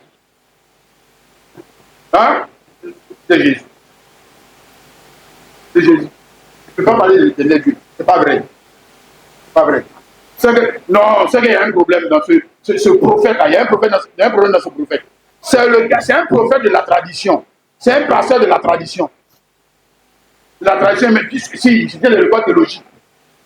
Si il vient de l'école, c'est comme ça on lui a enseigné. Sinon, il n'a pas lu Bible. Lui, il n'a pas lu Bible. Mais on lui a donné un diplôme théologique de venir dire que l'éternel Dieu. Quel éternel Dieu? Quel éternel Dieu? On dit l'esprit, c'est l'esprit du fils. L'esprit du fils, il donne ça maintenant à ses fils et filles. Et les fils et filles continuent de parler de l'ancien régime. Oh, regardez-vous. Quand même, vous aussi. Ne venez pas nous mentir. Hein? Jean 15, le verset 26 à 27. Quand sera venu le consolateur, que je vous enverrai. C'est Jésus qui parle. De la part du Père. Mais si c'est lui qui envoie. Donc qui est le Père? Ah, tu vois. C'est-à-dire, c'est le passage qui nous ont tous embrouillés. Voilà, il dit que je vous enverrai de la part du Père. Mais la personne dans qui il dit que c'est toi qui dis que tu envoies le gars. Donc il vient de la part du quel Père? Il t'a déjà dit, c'est lui. Ah, autrement, il vient de la part de Dieu. Ils ont dit, qui a envoyé les gens de Dieu. Hey. On va dire coup. Non, les théologiens nous ont menti. Si. Les théologiens nous ont menti. Hein? Quand sera venu le consolateur, que je vous enverrai de la part du Père, l'esprit de vérité, qui vient du Père, il rendra témoignage de qui? C'est qui dans ta vie comment? Qui? Moi. Faut bien dire ça dans ta vie. Aïe, il vient dire que le consolateur, le musulman menteur, il dit que c'est Muhammad. Bon, Muhammad, qui vient maintenant, tu rends témoignage de qui? Il rend témoignage de Allah. Aïe. Mais lui, il a dit que quand le consolateur va venir, il va rendre témoignage de Jésus. Mais pourquoi? Parce que le consolateur, c'est l'esprit de Jésus. Ce n'est pas l'esprit d'Allah. Ce n'est pas l'esprit d'Allah. Hein? Non, monsieur. Il ne rendra pas témoignage de la Trinité. Il rend témoignage de moi. Il ne peut pas rendre témoignage de l'Église catholique. Il ne peut pas rendre témoignage de l'Église baptiste. Il ne peut pas rendre témoignage du pape. Jamais. Il doit rendre témoignage de Jésus. C'est-à-dire, nous rendre clair, précis, correct, les paroles de Jésus. Mais puisque c'est Jésus qui est venu, il n'est pas venu parler de qui? Ah, toi aussi. Hein? Et vous aussi, vous rendrez témoin parce que vous êtes avec moi dès le commencement. Et vous aussi, en qui le consolateur sera. On peut savoir que le consolateur dans l'homme là, lui là, c'est un théologien. Il a un diplôme théologique. Il n'y a pas Dieu en lui. Rien. Il n'y a pas Dieu en lui. C'est un menteur. C'est un menteur. Oui. Les frères, est-ce que tu comprends la parole? Quelqu'un dit Amen. Amen. Maintenant, on va voir ça en type. Hein? Parce que j'aime souvent utiliser les types pour rendre les choses très claires. Ok? On va prendre un Chronique, chapitre 22, le verset 7 à 10. 1 Chroniques 22, verset 7 à 10. David dit à Salomon, mon fils, j'avais l'intention de bâtir une maison au nom de l'Éternel, mon Dieu. Mais la parole de l'Éternel m'a été ainsi adressée. Tu as versé beaucoup de sang. Tu as fait de grandes guerres. Tu ne bâtiras pas une maison à mon nom, car tu as versé devant moi beaucoup de sang sur la terre. Voici, il te naîtra un fils, qui sera un homme de repos, à qui je donnerai du repos, en le délivrant de tous ses ennemis d'alentour. Car Salomon sera son nom, et je ferai venir ici Israël la paix et la tranquillité pendant sa vie. Ce sera lui, ce fils, et non toi. Mais ton fils qui bâtira une maison à mon nom, il sera pour moi un fils, et je serai pour lui un père, et j'affermirai pour toujours le trône de son royaume en Israël. D'accord, donc ici on parle ici de David, ou le trône de David et le roi Salomon. Et ici c'est David même qui est en train de parler des promesses que Dieu a faites à son fils Salomon. Hein, tu as vu ça, non? Alléluia. Salomon, c'est lui qui va bâtir le temple de l'Éternel. Il ne bâtit pas le temple de Jésus-Christ. Il faut bien dire. Ici, on ne parle pas du temple de Jésus-Christ. Jésus-Christ n'a pas son nom là-bas. Non. Salomon fait partie du régime de l'Éternel Dieu et non du régime de Jésus-Christ. C'est toi qui fais partie du régime de Jésus-Christ. Bien, il faut bien comprendre ça. D'ailleurs, il n'y a pas de nom Jésus-Christ là-bas. Il ne faut pas venir nous mentir pour convertir ça. Non, on veut dire Jésus-Christ. Il ne faut pas nous mentir. Laisse les choses telles qu'elles sont. Bien. Première chose, il bâtit le temple. Alléluia. Deuxième chose, Salomon va apporter la paix. Parce qu'au temps de David, il y avait des guerres. Il allait provoquer les gens partout. Donc il y a la guerre. Mais avec Salomon, Salomon c'est l'homme de la réconciliation. Ça y est dedans. Hein? La paix. Là, son nom est Salomon veut dire Shalom, la paix. La paix. Amen. Tu as vu ça dans les frères et la sœur. Amen. 3. Salomon aura une destinée. C'est ce qu'il en a de dire à son fils là. Le fils aura une destinée plus grande que le père. Il faut bien dire ça y est dedans. Il n'a pas dit que tu vas venir faire la même chose que moi. Non, tu vas venir faire plus que ce que moi j'ai fait. Il faut bien dire. Est-ce que David a bâti tant? Est-ce qu'avec David, il y avait la paix? Non. Non. C'est avec Salomon. Ok? Mais c'est le même trône. Ok? Maintenant, tant que David ne meurt pas, c'est Salomon qui va prier David. C'est Salomon qui va se soumettre à David. Tant que David ne meurt pas, ça ne va jamais arriver. Jamais du tout.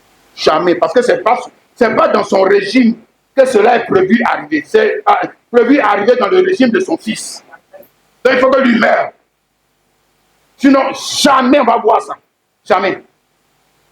Jamais. Et Dieu déjà dans l'ancienne alliance, il te parlait de lui et de son fils Jésus-Christ. Il te parlait déjà. Il te montrait. La chose pour venir. Hein? Mais tu n'es pas d'accord avec ça? Un roi chapitre 10, le verset 1.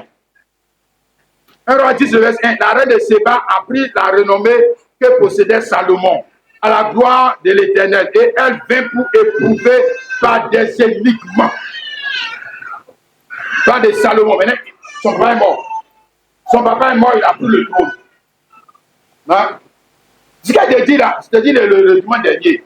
Les gars, on dit toujours roi d'Israël. On dit toujours roi d'Israël. On dit toujours Seigneur. On dit toujours, l'Éternel. Mais l'Éternel dans la figure de qui?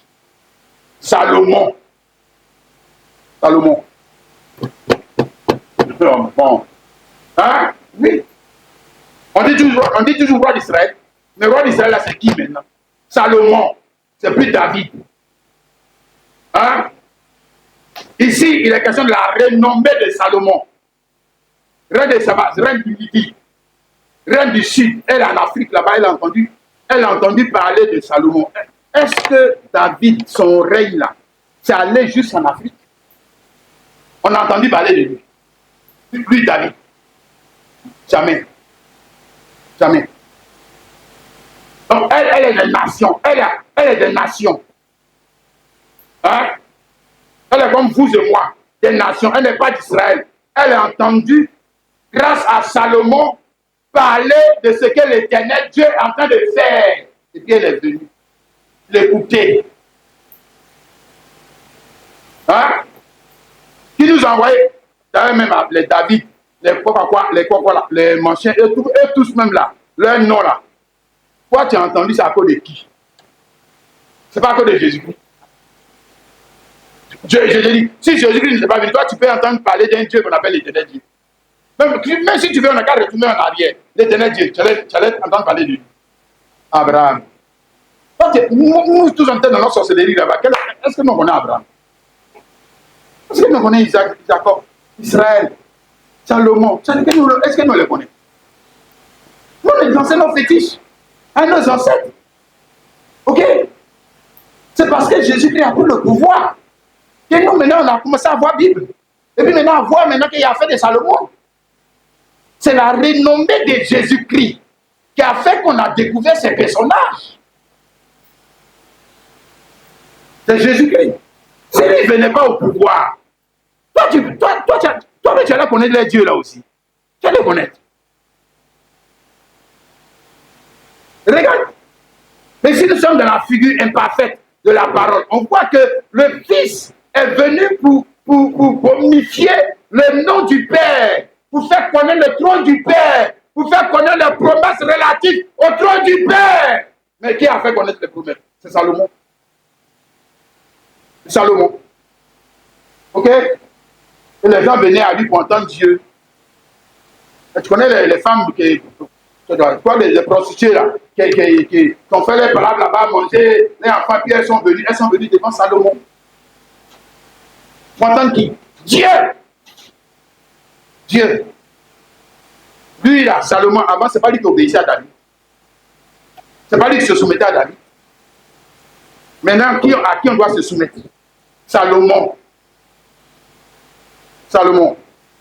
Mieux, lui, son nom est plus grand que le nom de son père. Tu ne sais pas ça? Que le nom de Jésus-Christ est plus grand que le nom de l'Éternel. Tu ne sais pas ça? Tu n'as jamais vu ça dans ta vie. Ou bien tu es contre ça. Toi, tu fais partie des rebelles. Tu es contre ça. Oh. On sait que tu as un problème. Je dis que tu as un problème avec Dieu. Hein? Le nom qui a été élevé au-dessus de tout nom, ce n'est pas le nom de l'Éternel. C'est le nom du Fils. Le nom du Fils. Jésus-Christ. Notre papa. Alléluia. Qui a élevé le nom de son Fils plus que son propre nom. Oui. Tu ne sais pas ça. Ah, tu crois que il a eu un fils pour le garder toujours en bas. Ça, c'est les comment on appelle cela? C'est nous là, c'est nous les païens égoïstes, c'est nous on fait ça. Dieu lui fait pas ça. Dieu lui a des fils parce qu'il lui a un avenir pour ces fils-là qui dépassent lui-même pour lui Dieu. Pour lui Dieu. Tu sais pas ça. Tu crois qu'elle a des enfants? Tu crois qu'elle a des enfants pour faire la jalousie avec ses enfants? Ces enfants, il ne faut pas me dépasser. Ils sont dans nos gars là, les fonctionnaires machins, ils sont dans les régions. Il ne faut pas me dépasser. Tu veux les dépasser pour tes études. Les sorciers, tu veux les dépasser pour tes études. Tu crois que c'est comme ça que Dieu lui fait? Tu crois? Non. Lui-même là, il t'appelle. Il viens me dépasser.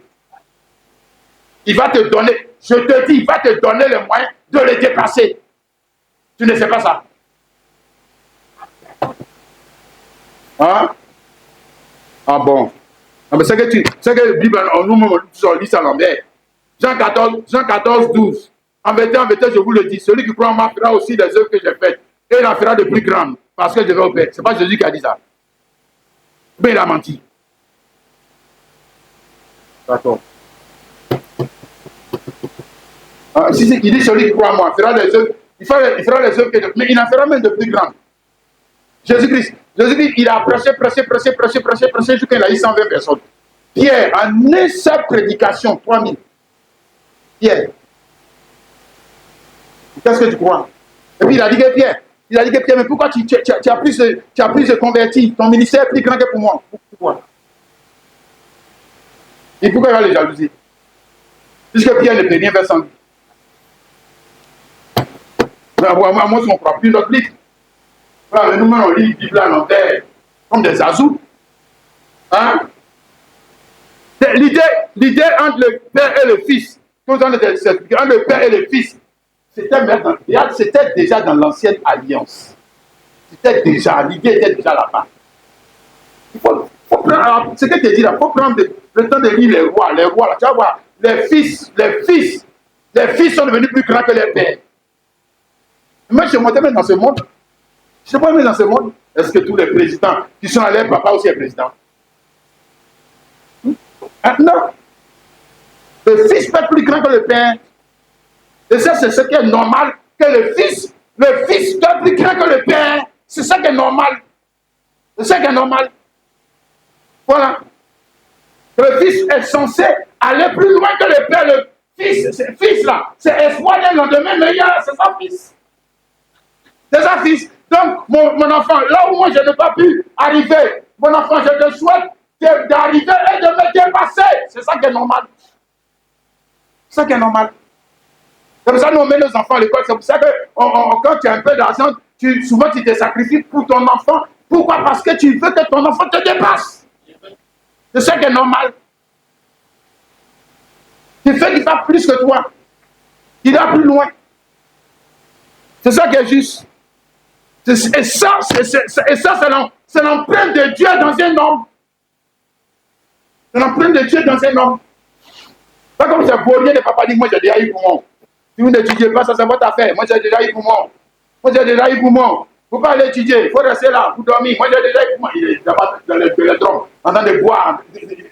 Un irresponsable inconscient. Hein? Il se prend pour un papa. Toi, tu n'es pas un père. Hein? Tu es en train de nourrir les enfants là, tu n'es pas en train de les éduquer. Hein? Si tu nourris les enfants comme le chien nourrit ses enfants, comme les poulets nourrissent, tu n'es pas en train de les éduquer. Tu n'es pas en train de les former pour un avenir meilleur. Comme tu as un milliard, tu as échoué. Tu as échoué. Ce n'est pas seulement une question d'argent, c'est pas seulement une question d'argent, c'est une question de vision. De vision. De vision. Il y a des parents qui étaient très pauvres, il y a des parents qui étaient très très pauvres, mais ils ont réussi à mener les enfants très haut. Très haut. Donc ce n'est pas seulement une question d'argent, c'est une question de vision de ce père. Et aussi de l'enfant qui est un enfant conscient. Il est un héritier. Donc il est censé tirer tout le monde vers le haut. Et d'abord, lui, dans la société, il vient et commence à vivre avec les prostituées, dans les drogues lui aussi. Il est là, il dit que c'est la belle vie, c'est la belle vie. Il fait tomber tout le monde. Quel enfant inconscient comme ça. Hein? Son père lui a donné 1000 francs, il ne peut pas donner 2000 à ses enfants. C'est-à-dire que c'est que pour toi, tu dois arriver à 2000. Et puis il donne à tes enfants. Que l'enfant s'y prend, il donne à son enfant. L'enfant s'y prend, il donne à son enfant. C'est comme ça. Ça marche. Quelqu'un comprend, tu dis Amen et Amen. Alléluia. Maintenant, nous revenons sur Jésus-Christ. Quand on va tout comme ça, il faut revenir sur le personnage. Parce que tout ça, c'était Jésus-Christ et l'Église. Hein? Matthieu 12, le verset 42. Matthieu 12, le verset 42. Voilà. Jésus reprend la parole relative à Salomon et à la reine du Midi. Il dit, la reine du Midi se lèvera au jour du jugement avec cette génération et la condamnera, parce qu'elle vient des extrémités de la terre pour entendre la sagesse de Salomon. Et voici, il y a ici plus que Salomon. Hein? Voilà, donc maintenant Jésus parle de lui-même. Amen. Donc ce que vous avez dit avec Salomon là, c'était petit. C'était quoi? Un type. C'était la parole sous sa forme imparfaite. Parce qu'il y a ici plus que Salomon. Alléluia. Crois-tu ensemble ce matin qu'il y a quelqu'un ici qui est plus grand que Salomon? Pas pour Daniel. C'est le papa de Jésus-Christ. Pas pour Daniel. Ah bon. C'est dit que toi, c'est à quoi? Tu n'as même pas un gars fauché. Tu n'avais rien, Salomon, il avait l'argent. Hein. Salomon avait l'argent. Ouais, Salomon, il avait l'argent. Hein. Hein, le vrai. Mais Jésus dit qu'il est plus grand que Salomon. Donc, est-ce que Jésus lui parle en termes d'argent? Tu vois, tous les voyous là, nous, toujours quand il est grand, ça veut dire qu'il doit avoir l'argent. Non. Jésus dit, lui, il est plus grand que Salomon. Maintenant, moi, je pose la question, par ces voyous, est-ce que Jésus-Christ avait plus d'argent que Salomon? Jésus-Christ avait plus de maisons que Salomon. Jésus avait un plus grand palais que Salomon. Jésus avait plus de voitures que Salomon. Jésus avait plus de bœufs, plus de chevaux que Salomon. Et puis lui dit qu'il est plus grand que Salomon. Pourquoi vous êtes en train de mentir dans les églises? Hein? Pour les gens, s'ils aiment bien qu'on les mente. Sinon, oui, sinon les gens ne vont même pas voir quelqu'un pour les dire. Et c'est eux qu'on écoute, Parce que les gens aiment le mensonge. Hein? Jésus est plus grand que Salomon parce que Jésus descend de qui? Voilà. Quand on dit que tu es plus grand, c'est de ton rang. Qu'est-ce qui te donne le rang? C'est le sang. C'est le sang, monsieur, c'est pas l'argent. C'est le sang. Hein? Voilà. Donc dans le village, là, parce que vous êtes les plus riches. Hein? Mais la lignée royale là, vous appartient. Pourquoi ça? C'est une affaire de sang. C'est pas parce que vous êtes les plus riches, non, non, non. Non, c'est sang. Hein? Qu'on parle de grandeur, qu'on parle de dignité, qu'on parle d'autorité, on ne parle pas d'argent, on parle de sang, du rang que le sang te donne. Le sang te donne. Hein? Alléluia. Pourquoi Salomon est venu sur le trône à la place de son père David? À cause du sang. Ce n'est pas à cause d'argent, monsieur. L'argent n'a rien à voir dans cette affaire. Pourquoi devenir sacrificateur ou serait sacrificateur en Israël? Ce n'est pas à cause d'argent, à cause du sang. Si tu as sauvé sacrificateur, tout le monde t'obéit. Ce n'est pas parce que tu as plus d'argent que... Non, ton sang. Ok? Alléluia. Maintenant, pourquoi Jésus-Christ a devenu fils, héritier de Dieu à cause du sang? Oui, à cause du sang. Il est descendu de Dieu. De quoi? Il avait le sang de qui? Et le sang de son père? C'est pas le sang de son père? De son père est quoi? Roi. C'est que lui aussi le roi. Voilà. Maintenant, quand il meurt, ce qu'on est en train d'expliquer, quand il meurt, c'est son père qui est mort. Quand il ressuscite, lui-même devient père à la place de son père. Il prend le pouvoir. Tu ne sais pas ça. Ah bon. Autrement, héritier, ça veut dire quoi? Le mot héritier veut dire quoi? Ah. Sinon, on veut comprendre la Bible comme des religieux. Hein? Hébreu chapitre 1, le verset 1 à 3. Hein? Après avoir autrefois et à plusieurs reprises, et de plusieurs manières, parlé à nos pères par les prophètes, Dieu, dans ces derniers temps, nous a parlé par le Fils, qu'il a établi héritier de toutes choses par lequel il a aussi créé le monde, et qui, étant le reflet de sa gloire, l'enfant de sa personne, et selon toutes choses par sa parole puissance, a fait la purification des péchés, s'est assis à droite de la majesté céleste dans les lieux célestes. Et il a établi héritier de toutes choses. Héritier, ça veut dire quoi? Héritier, ça veut dire que j'ai pris la place de la personne. Ce que héritier veut dire. Autrement, on ne parle plus le français, on parle le chinois, on parle le grec. Hein? On parle le bourreau, on parle n'importe quoi, c'est du n'importe quoi. Héritier, ça veut dire qu'il a pris la place de la personne. Et qu'est-ce qu'il donne le droit? Hein? On revient un peu dessus. Qu'est-ce qu'il donne le droit à l'État? C'est la mort. Ce n'est pas la naissance. C'est la mort. La mort du Père. Hein? Sous son ancienne figure. Donc quand il meurt sous l'ancienne figure, il ressuscite pour être Jésus-Christ. Alléluia. Là maintenant, il commence une nouvelle loi. On dit sa loi. Ou nouveau régime. Alléluia. Et dans ce nouveau régime, c'est quand on a de voir là. Ce nouveau régime, il y a une destinée plus grande. Il y a une destinée plus grande. Ok? Alléluia. Amen. Bon, on a vu ça dans le type avec Salomon. Numéro 1, bâtir le temple de Dieu. Ah, si, lui aussi va bâtir le temple. Il va bâtir le temple, mais pas comme pour Salomon. Il est plus grand que Salomon, non? Il est plus grand que Salomon, non? C'est que ce qu'il doit faire doit être plus grand que Salomon. Oui. Il ne peut pas être la même chose. Lui, il a dit qu'il est plus grand que Salomon. Et Agé 2, le verset 9. La gloire de la dernière maison sera plus grande que celle de la première, dit l'Éternel des armées. Et c'est dans ce lieu que je donnerai la paix, dit l'Éternel des armées. Donc, la dernière maison, c'est quoi? Christ et l'Église. Matthieu 16, le verset 18 dit, je bâtirai mon Église. Voilà, la maison. Alléluia. Amen. Et pourquoi est-elle plus grande? Et pourquoi est-elle dernière? Parce qu'elle est indestructible, immortelle, immuable, incorruptible. Non, c'est une maison qui... Aujourd'hui, je prêche là. Aujourd'hui, je prêche là. Où est la maison de Salomon? Où est Salomon? Vous dites que Dieu l'a béni, non? Vous, les soi-disant, les gens de mensonges là, vous dites qu'on a gagné comme Salomon, non? Donc on a gagné de pauvres après quoi? Ah, puisque l'argent de Salomon ne voit plus. Sa maison on ne voit plus. Ses chevaux on ne voit plus. Ses femmes on ne voit plus. Donc vous voulez qu'on a gagné devenir pauvre comme lui? Ah, puisque sa richesse n'est pas immortelle. Sa richesse n'est pas immuable. Sa richesse n'est pas incorruptible. Hein? Vous êtes en train de vous mentir, hein? Ah! Quelqu'un qui n'a plus de maison, donc vous voulez qu'il devienne comme lui. Ah! Vous ne voulez pas qu'il devienne comme Jésus.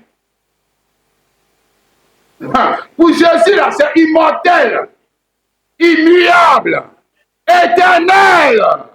Alléluia! On ne peut pas changer, on ne peut pas gâter, on ne peut pas petit ça, on ne peut pas grandir ça, on ne peut pas toucher.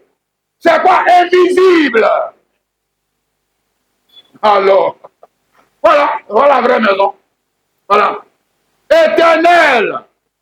Matthieu 16, le verset dit, et moi je vous dis, tu es Pierre, et c'est Pierre, je bâtirai mon église, et les portes du séjour des morts ne prévaudront point contre elle. La mort ne peut pas la détruire. Le temps ne peut pas la vieillir. Ici même sur la terre, même on dit que portail iPhone 10, iPhone quoi, ça va devenir vieux. Oui, maison là, ça va devenir vieux. Regarde la voiture là-bas là. Hein? Vieille voiture, mais ça là, combien de femmes n'ont pas succombé à cause de quand elle était jeune, cette voiture? Vieux, ouais, tout ce qui est nouveau va devenir vieux. Tant que tu vas faire ça comme pour les Salomon là, ça sera vieux. Si tu fais ça comme pour Jésus là, ça sera toujours nouveau. Toujours nouveau. Avec le temps nouveau, la mort ne peut pas changer. Ton péché même ne peut rien changer. Ta désobéissance ne peut rien changer. Ça ne peut pas pétiller, ça ne peut pas se gâter, ça ne peut pas changer, c'est immuable. Alléluia. Amen. Est-ce que tu vois ça, les frères? Tu dis Amen encore. Tu dis Amen encore. Tu dis Amen encore. Donc, et lui, Jésus, c'est qu'il est venu bâtir. Ce n'est pas des bâtiments. C'est pas ça qu'il appelle l'église. Là encore, le diable est venu encore, les théologiens nous blaguer. Ça veut dire qu'on se demande à l'église. Quelle église? Tu vois quelle église? C'est ça la mur qui appelle l'église. C'est ça l'église. Hein? Donc c'est ça que Jésus est venu bâtir. Bon, ça c'est la première maison. Si on dit que la gloire de la dernière maison sera plus grande que la première. La première maison, c'est la maison corruptible. Voilà, maison qui se gâte. Ok, maison qu'il faut peindre chaque année. Il faut changer ici. La porte est gâtée, la cherie est gâtée, ici est gâtée, ici est gâtée, ici est gâtée. C'est nous nos maisons là. C'est nous nos maisons là. Jésus n'a pas bâti une maison comme ça. Jamais. Il ne vit pas dans une maison comme ça. Il est trop saint pour vivre dans une maison comme ça. Alléluia. Qui amène, hein? Il a bâti l'église. Amen. L'église, c'est quoi? Son corps. C'est son corps. Alléluia. Ça dit son corps qui est en train de former. Ce sont des hommes et des femmes. L'église, ce sont des hommes et des femmes, non? Hein, le frère? L'église, ce n'est pas un bâtiment. Ce n'est pas vrai. C'est le diable qui nous a enseigné ça. Ce n'est pas ça, l'église. Ce n'est pas ça, l'église. Regarde, il faut changer ton langage. Parle comme un enfant de Dieu. Arrête de dire je vais à l'église. Ça, c'est les païens là qui parlent comme ça. Toi, tu connais Dieu, non? Donc, appelle les choses par les noms. Tu peux dire je vais au Dieu de culte. Dis je vais au temple. Quel temple? Temple de qui? De Jésus-Christ. Ça, c'est le temple de Jésus-Christ. Ou toi-même, tu es assis là, comme ça. Tu es assis dans le temple de Jésus-Christ comme ça. Donc, si on sort d'ici là, si on sort d'ici, on laisse Jésus-Christ ici et puis on s'en va. C'est ça. Hein? Comme pour les musulmans. Comme pour les baptistes. Comme pour les danseurs de Goli. Comme pour les danseurs de guerre. Donc, Jésus-Christ, il fait comme les guermans. Lui aussi. Donc, il n'est pas si grand que ça. Non. Église, des hommes et des femmes, alléluia, qui est en train de bâtir à son image. C'est ça, Église. Hein? Lui-même la tête, il a été bâti. C'est ça qu'on a commencé à voir. Il a été bâti. Il a été formé. C'est pour ça qu'il a commencé par le bas.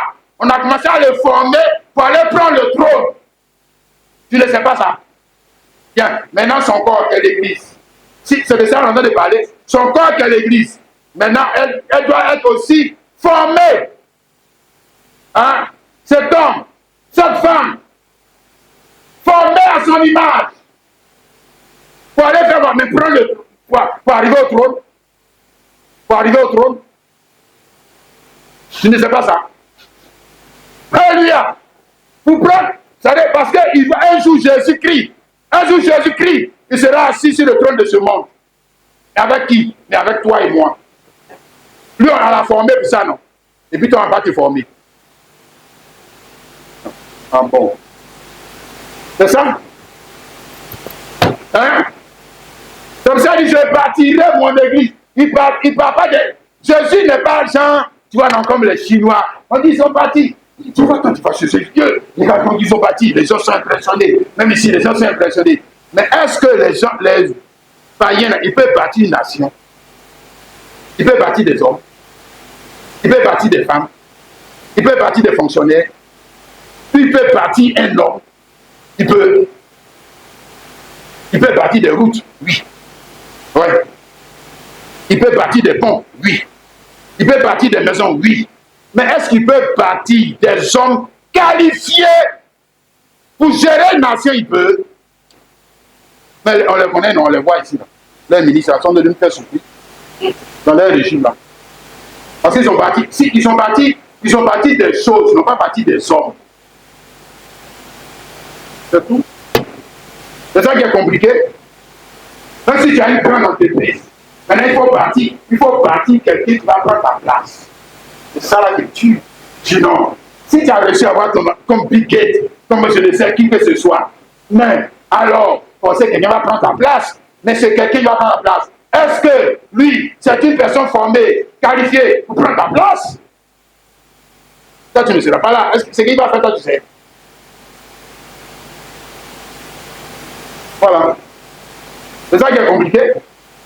C'est pour ça que dans nos nations, les gens qui viennent au pouvoir échouent. Parce que lui peut être compétent, mais lui ne peut pas être partout. Il faut qu'il mène des préfets, il faut qu'il mène des ministres, il faut qu'il mène des... Mais si ce sont des voleurs, ils vont faire quoi? Souffrir le peuple. Eux-mêmes ne sont pas éduqués à la chose publique, et le peuple aussi avec eux. Oui. Moi, je demande pour Jésus-Christ. Alléluia. Lui-même, Jésus-Christ, en bâti. Comme où est-ce qu'il a commencé? Où est-ce qu'il a commencé pour arriver au sommet? Il a commencé par le plus bas niveau. Ouvrier. C'est ça? Oui. Esclave. Disciple de son père. Matthieu 20, le verset 25 à 28. Jésus les appela et dit, vous savez que le chef des nations les tyrannise et les grands les asservissent. Il ne sera pas de même au milieu de vous. Mais quiconque veut être grand parmi vous, qu'il soit votre serviteur. Et quiconque veut être le premier parmi vous, qu'il soit votre esclave. Car c'est ainsi que le Fils de l'homme est venu, non pour servir, mais pour servir et pour donner sa vie comme la rançon de plusieurs. Voilà où il a commencé. Hein? Serviteur, esclave, ouvrier. C'est pas ça? Amen. Maintenant, ça c'est la tête qui a été formée, la tête de l'église, le corps de l'église.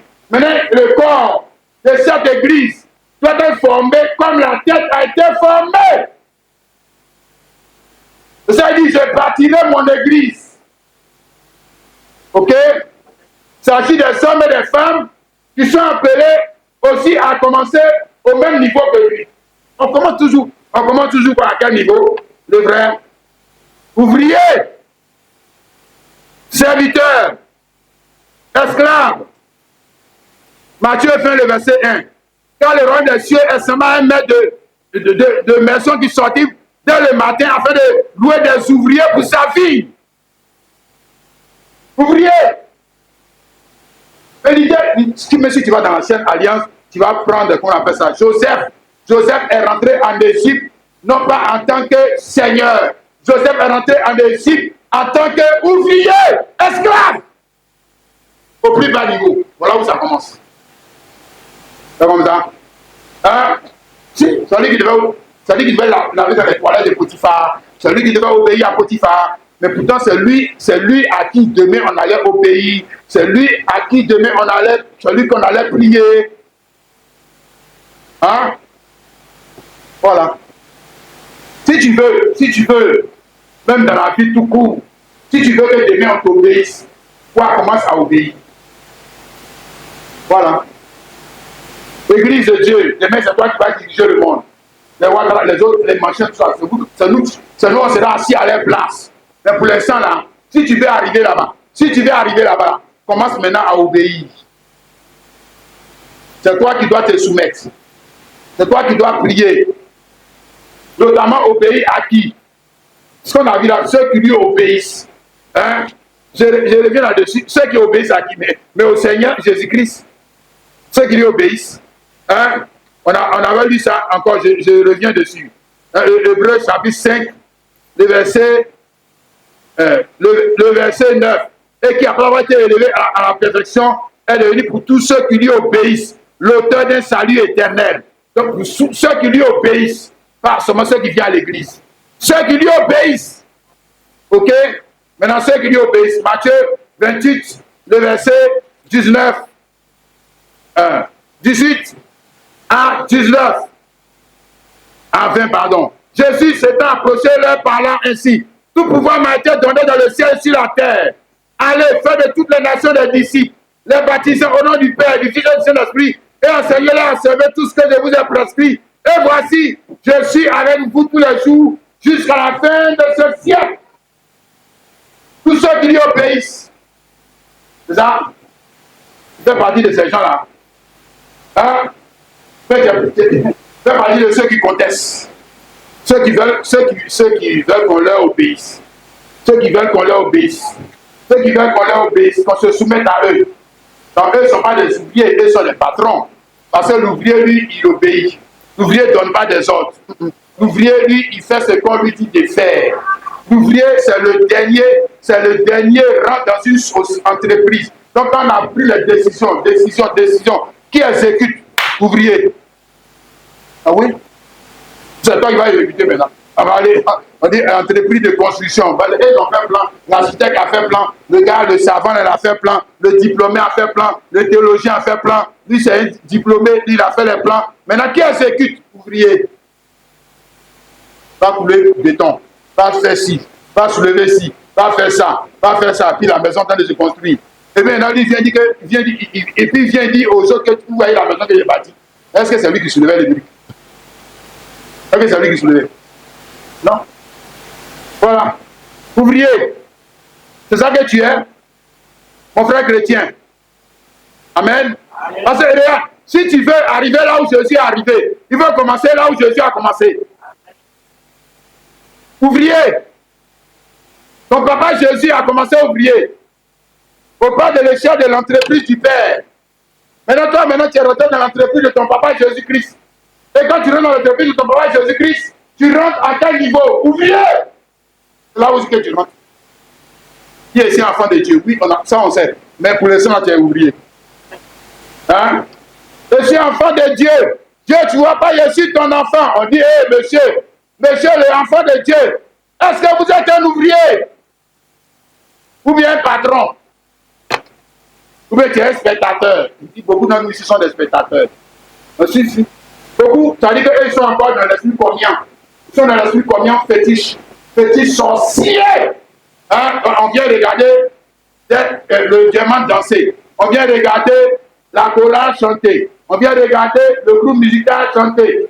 Ça, ce sont des spectateurs. Eux, ils ne sont pas encore ouvriers, c'est pas un spectateur. L'ouvrier, c'est un acteur. L'ouvrier, c'est celui qui pèse tout le projet. Ce n'est pas un spectateur. Non, l'ouvrier n'est pas spectateur. L'ouvrier, c'est acteur. C'est acteur de l'ouvrage. Celui qui exécute l'ouvrage, c'est lui qu'on appelle ouvrier. Tu me comprends, mon frère, ma soeur? Amen. Quand Jésus dit que tout pouvoir m'a été donné, dans le ciel et sur la terre, allez et faites des nations des disciples. Ceux qui obéissent, ils sont combien? Tu fais partie de ceux qui obéissent. Allez faire des nations des disciples. Ah, je n'ai pas dit faire des catholiques, hein, mais disciples. Donc, on recommence. S'il est converti, lui aussi revient en bas encore, ouvrier. S'il est converti, lui aussi revient, ouvrier. S'il est converti, il revient, ouvrier. C'est ça qu'elle argumente. Que ce soit un homme ou une femme, ouvrier. Hein? C'est ça? Ou bien tu es spectateur. Combien de fois as-tu parlé de Jésus à quelqu'un? Hein? Tu es capable d'ouvrir Bible. Tu es capable d'ouvrir Bible et puis de parler de Jésus à quelqu'un. Depuis tes 30 ans ou bien tes 50 ans ou bien combien des années que toi tu viens t'asseoir tout dans l'église des gens là, tu es capable d'ouvrir ta bouche et puis à parler de Jésus à ton voisin. Tu l'as déjà fait. Je dis, regarde dans ta tête, depuis que toi tu dis que tu es chrétien, tu as parlé de Jésus à combien de personnes? Bon, maintenant, depuis que tu fréquentes cette assemblée, combien de personnes ont été invitées? Je n'ai pas dit converties. Combien de personnes ont été invitées ici s'asseoir à cause de toi? À cause de toi. Combien de personnes? Regarde. Pour l'instant, tu es spectateur. Pour l'instant, tu es un spectateur. C'est pas. C'est-à-dire que tu as un autre ouvrage à faire. Et pour toi, tant que tu ne finis pas pour toi, là, tu ne vas jamais faire pour Jésus. Oui. Juste, c'est ça. Pour toi, là, tant que pour toi, là, tant que tu n'as pas fini, il ne faut jamais faire pour Jésus. Et pourtant, tu dis que Jésus est Seigneur. Il est Seigneur de qui? Toi, tu es d'accord avec sa Seigneurie. Hein? Tu te soumets à sa Seigneurie. C'est ça. Mais me soumettre à la Seigneurie. C'est ce que Jésus a dit dans Luc 6, le verset 46. Et pourquoi m'appelez-vous Seigneur, Seigneur, si vous ne faites pas ce que je dis? Et pourquoi m'appelez Seigneur? Hein? Luc 6, 46. Pourquoi m'appelez-vous Seigneur, Seigneur, et ne faites-vous pas ce que je vous dis? Donc, quand on dit que quelqu'un est Seigneur, ça veut dire que je me soumets à sa Seigneurie. Ça veut dire que je fais ce qu'il dit. Je fais, c'est ça, se soumettre à sa Seigneurie. C'est ça, reconnaître que c'est pas juste savoir que Jésus est Seigneur. Non. Jésus est Seigneur dans ses ordres. Jésus est Seigneur dans l'obéissance. Jésus est Seigneur dans le sens que c'est lui que je dois prier. Ok? Maintenant, pas de soumission à l'ordre. Donner pour perpétuer sa race, perpétuer sa parole, perpétuer sa vérité. Combien de fois, toi, tu dis que tu es chrétien, tu t'es soumis à l'ordre, aller faire des nations des disciples? Combien de fois?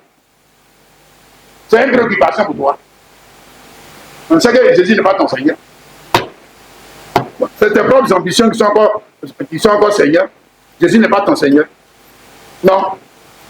C'est ça. Même je viens. Frère, combien de fois tu t'es soumis à ce que ton pasteur dit? Parce qu'on parle de Seigneurie de Jésus-Christ. Mais nous tous, pasteurs, prophètes, même le chrétien est dans la Seigneurie de Jésus. Tu ne sais pas ça? Parce que Jésus ne va jamais te venir, dis-moi si tu prêchais. Non, Jésus ne va jamais faire ça. Il utilise quelqu'un qui est dans sa Seigneurie pour te montrer sa parole. Et tu le fais. L'ange Gabriel n'a venu te parler, c'est ça. Toi, tu es trop grand. C'est ça. Mais si, tu es trop grand, quoi. Pour toi, un ange n'a venu te parler. Lui qui te parle, ce n'est pas un ange. Hein? Matthieu 11. Je parle de quelque chose. Matthieu 11, le verset 28. 28. Ah. Matthieu 11, le verset 28 à 30. Dernièrement, vous tous êtes fatigués, chargés, et je vous donnerai le repos. Prenez mon joug sur vous, et laissez mes instructions, car je suis tout homme de cœur, et vous trouverez le repos de vos âmes, car mon joug est doux, et mon fardeau est léger. Dernièrement, vous êtes fatigués, chargés, et je vous donnerai le repos. Prenez mon joug. Donc ici, c'est changement de vision, changement de fardeau, changement de joug. Tu ne sais pas ça. Quelqu'un peut venir à Jésus. Quelqu'un peut venir à Jésus et puis Jésus ne le met pas en travail. Ne met pas en travail pour son règne. Puis Jésus. Et lui, il appelle ça chrétien. Bon. Il est en train de présenter, oui. Il faut bien lire ce qu'il te dit là. Vous tous êtes fatigués, chargés, venez. Donc, vous êtes fatigués, chargés, parce qu'avant on avait le fardeau. Le fardeau, notre propre fardeau, le fardeau du péché, le fardeau de la Côte d'Ivoire, le fardeau de football, le fardeau de Arafat, le fardeau des gens, le fardeau des guerres, et machin, tout ça, ils nous ont donné, tout ça des fardeaux, et c'est ça qu'on prenait pour vivre. Maintenant, je dis, je suis fatigué de cette vie-là. Je viens à Jésus, je dis, bon d'accord, quand je vais te décharger, je vais mettre sur toi mon joug, je vais mettre sur toi mon fardeau. Ça veut dire quoi? Ça veut dire quoi? Ça veut dire que je rentre dans un autre travail. C'est ce que ça veut dire. Maintenant, cette fois-ci, le travail c'est pour celui qui est mon Seigneur. Parce que je ne peux pas être sans Seigneur. Je suis forcément un Seigneur. Oui. Si ce n'est pas Jésus-Christ, c'est que c'est moi-même qui suis mon Seigneur. Oui. Si ce n'est pas moi-même qui suis mon Seigneur, c'est que c'est le péché qui est mon Seigneur. Oui. C'est mes ambitions qui sont Seigneur. Pensez à quelqu'un qui règne sur moi. Non, je ne peux pas. Non, monsieur, je ne peux pas être sans Seigneur. Ça, c'est pas vrai. Maintenant, la grâce que Dieu m'a faite, c'est de reconnaître celui qui a le pouvoir, le Seigneur Jésus, et de prendre son fardeau, son joug, ok, pour faire connaître son règne, son royaume. Hein? Donc l'homme à qui je dois obéissance. L'homme que je dois prier, l'homme que je dois fructifier sa parole. Et si je ne le fais pas, gare à moi. Gare à moi si je ne le fais pas. Gare à moi. Il va me... Jésus a des visages. Il va te montrer l'autre visage là. Tu n'as encore rien vu. Il va te le montrer. Tu crois que Jésus-Christ, c'est Jésus-Christ, c'est le Père Noël. Jésus-Christ, Père Noël. Jésus-Christ n'est pas un Père Noël. Il est un père. Donc même ton papa là, tu veux dire dans la chair, tu l'obéis pas, il va te faire quoi? Moi, est-ce que ce soit un père Noël? Je ne vais pas te corriger. Il va t'apprendre l'obéissance. Il va t'éduquer. Parce qu'il ne veut pas faire de toi un vaurien pour la société. Et ton papa Jésus-Christ. Tu n'obéis pas, il va te faire quoi? Et il est toujours plein d'amour. Oh. Ça, c'est le Jésus fantasme que nous-mêmes on a créé là. Matthieu 25, le verset 20, à partir du verset 24. Mais celui qui n'avait reçu qu'un talent s'approcha et ensuite, et il dit, Seigneur, je savais que tu es un homme dur, qui moissonne où tu n'as pas semé, et qui amasse où tu n'as pas vanné. J'ai eu peur, je suis allé cacher ton talent dans la terre. Voici, prends ce qui est à toi. Son maître lui répondit, serviteur, méchant et paresseux. Tu savais que je moissonne où je n'ai pas semé, et que je mange, je n'ai pas vanné. Il te fallait donc remettre mon argent au banquier. Et à mon retour, je vais retirer ce qui est à moi avec un intérêt. Autorise donc le talent et donnez-le à celui qui a les 10 talents. Car donnera à celui qui a, et à celui, et il sera dans l'abondance. Mais celui qui n'a pas, on notera même ce qu'il a. Et le serviteur inutile. Serviteur inutile. Serviteur et puis inutile.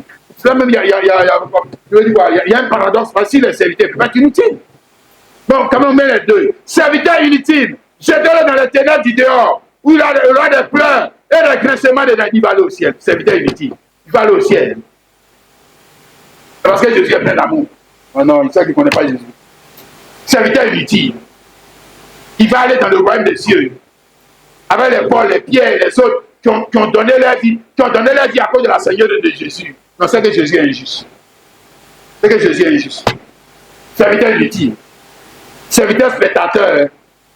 qui vient regarder le one-man show de Daniel tous les jours, et qui n'est pas capable de prendre ses mêmes paroles pour prendre quelqu'un de côté pour lui enseigner. Serviteur inutile, qui n'est pas capable de mettre en valeur la parole de Dieu, et qu'on lui donne le trésor, on lui donne la parole, on lui donne la révélation, il va, il casse. Maintenant, quand lui, il a cassé là, pendant que le temps, il a cassé pour son maître, là, il faisait pour qui? Il faisait pour lui-même. Pour lui-même.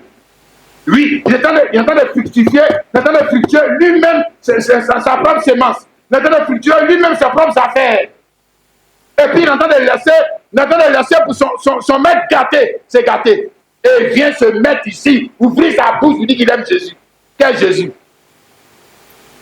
Tu aimes toi-même. Il faut continuer. T'aimes toi-même. Hein? Le serviteur, Jésus, ton maître, je dis, il a commencé dans les toilettes. Pour arriver au sommet. On commence, église, là, on commence à faire du royaume de Dieu, on commence jamais en haut. On commence ouvrier. Maintenant, s'il ne veut pas être ouvrier, il va voir ce qui va lui arriver. Il va voir. Pourquoi il va être ouvrier? Il n'a qu'à refuser l'ouvrage qu'on lui a confié. Il n'a qu'à refuser. Il n'a qu'à refuser la peine qui est dedans. Il n'a qu'à refuser la souffrance. Non, lui, il ne veut pas. Il veut souffrir pour lui-même. Il veut souffrir pour ses enfants. Il veut souffrir pour sa femme. Il ne veut pas souffrir pour Jésus. Quel homme est digne. Il ne veut pas souffrir pour Jésus. Il ne veut pas qu'on le cite à cause de Jésus. Il ne veut pas qu'on le touche à cause de Jésus. Hein? Et tu dis Jésus est ton Seigneur. Oh. Non, ça c'est faux. Ce n'est pas l'évangile. Regarde, le frère et la sœur. On dit en Philippiens 2, le verset 5, on a lu. Je reviens, il dit que ayez en vous le sentiment qui était en Jésus-Christ. Ayez en vous le sentiment qui était en Jésus-Christ. Les sentiments qui étaient en Jésus-Christ, et c'était lesquels servir. Servir, s'il te plaît. C'est pas régner. Servir. Hein? Philippiens 2, verset 5. Ayez en vous le sentiment qui était en Jésus-Christ.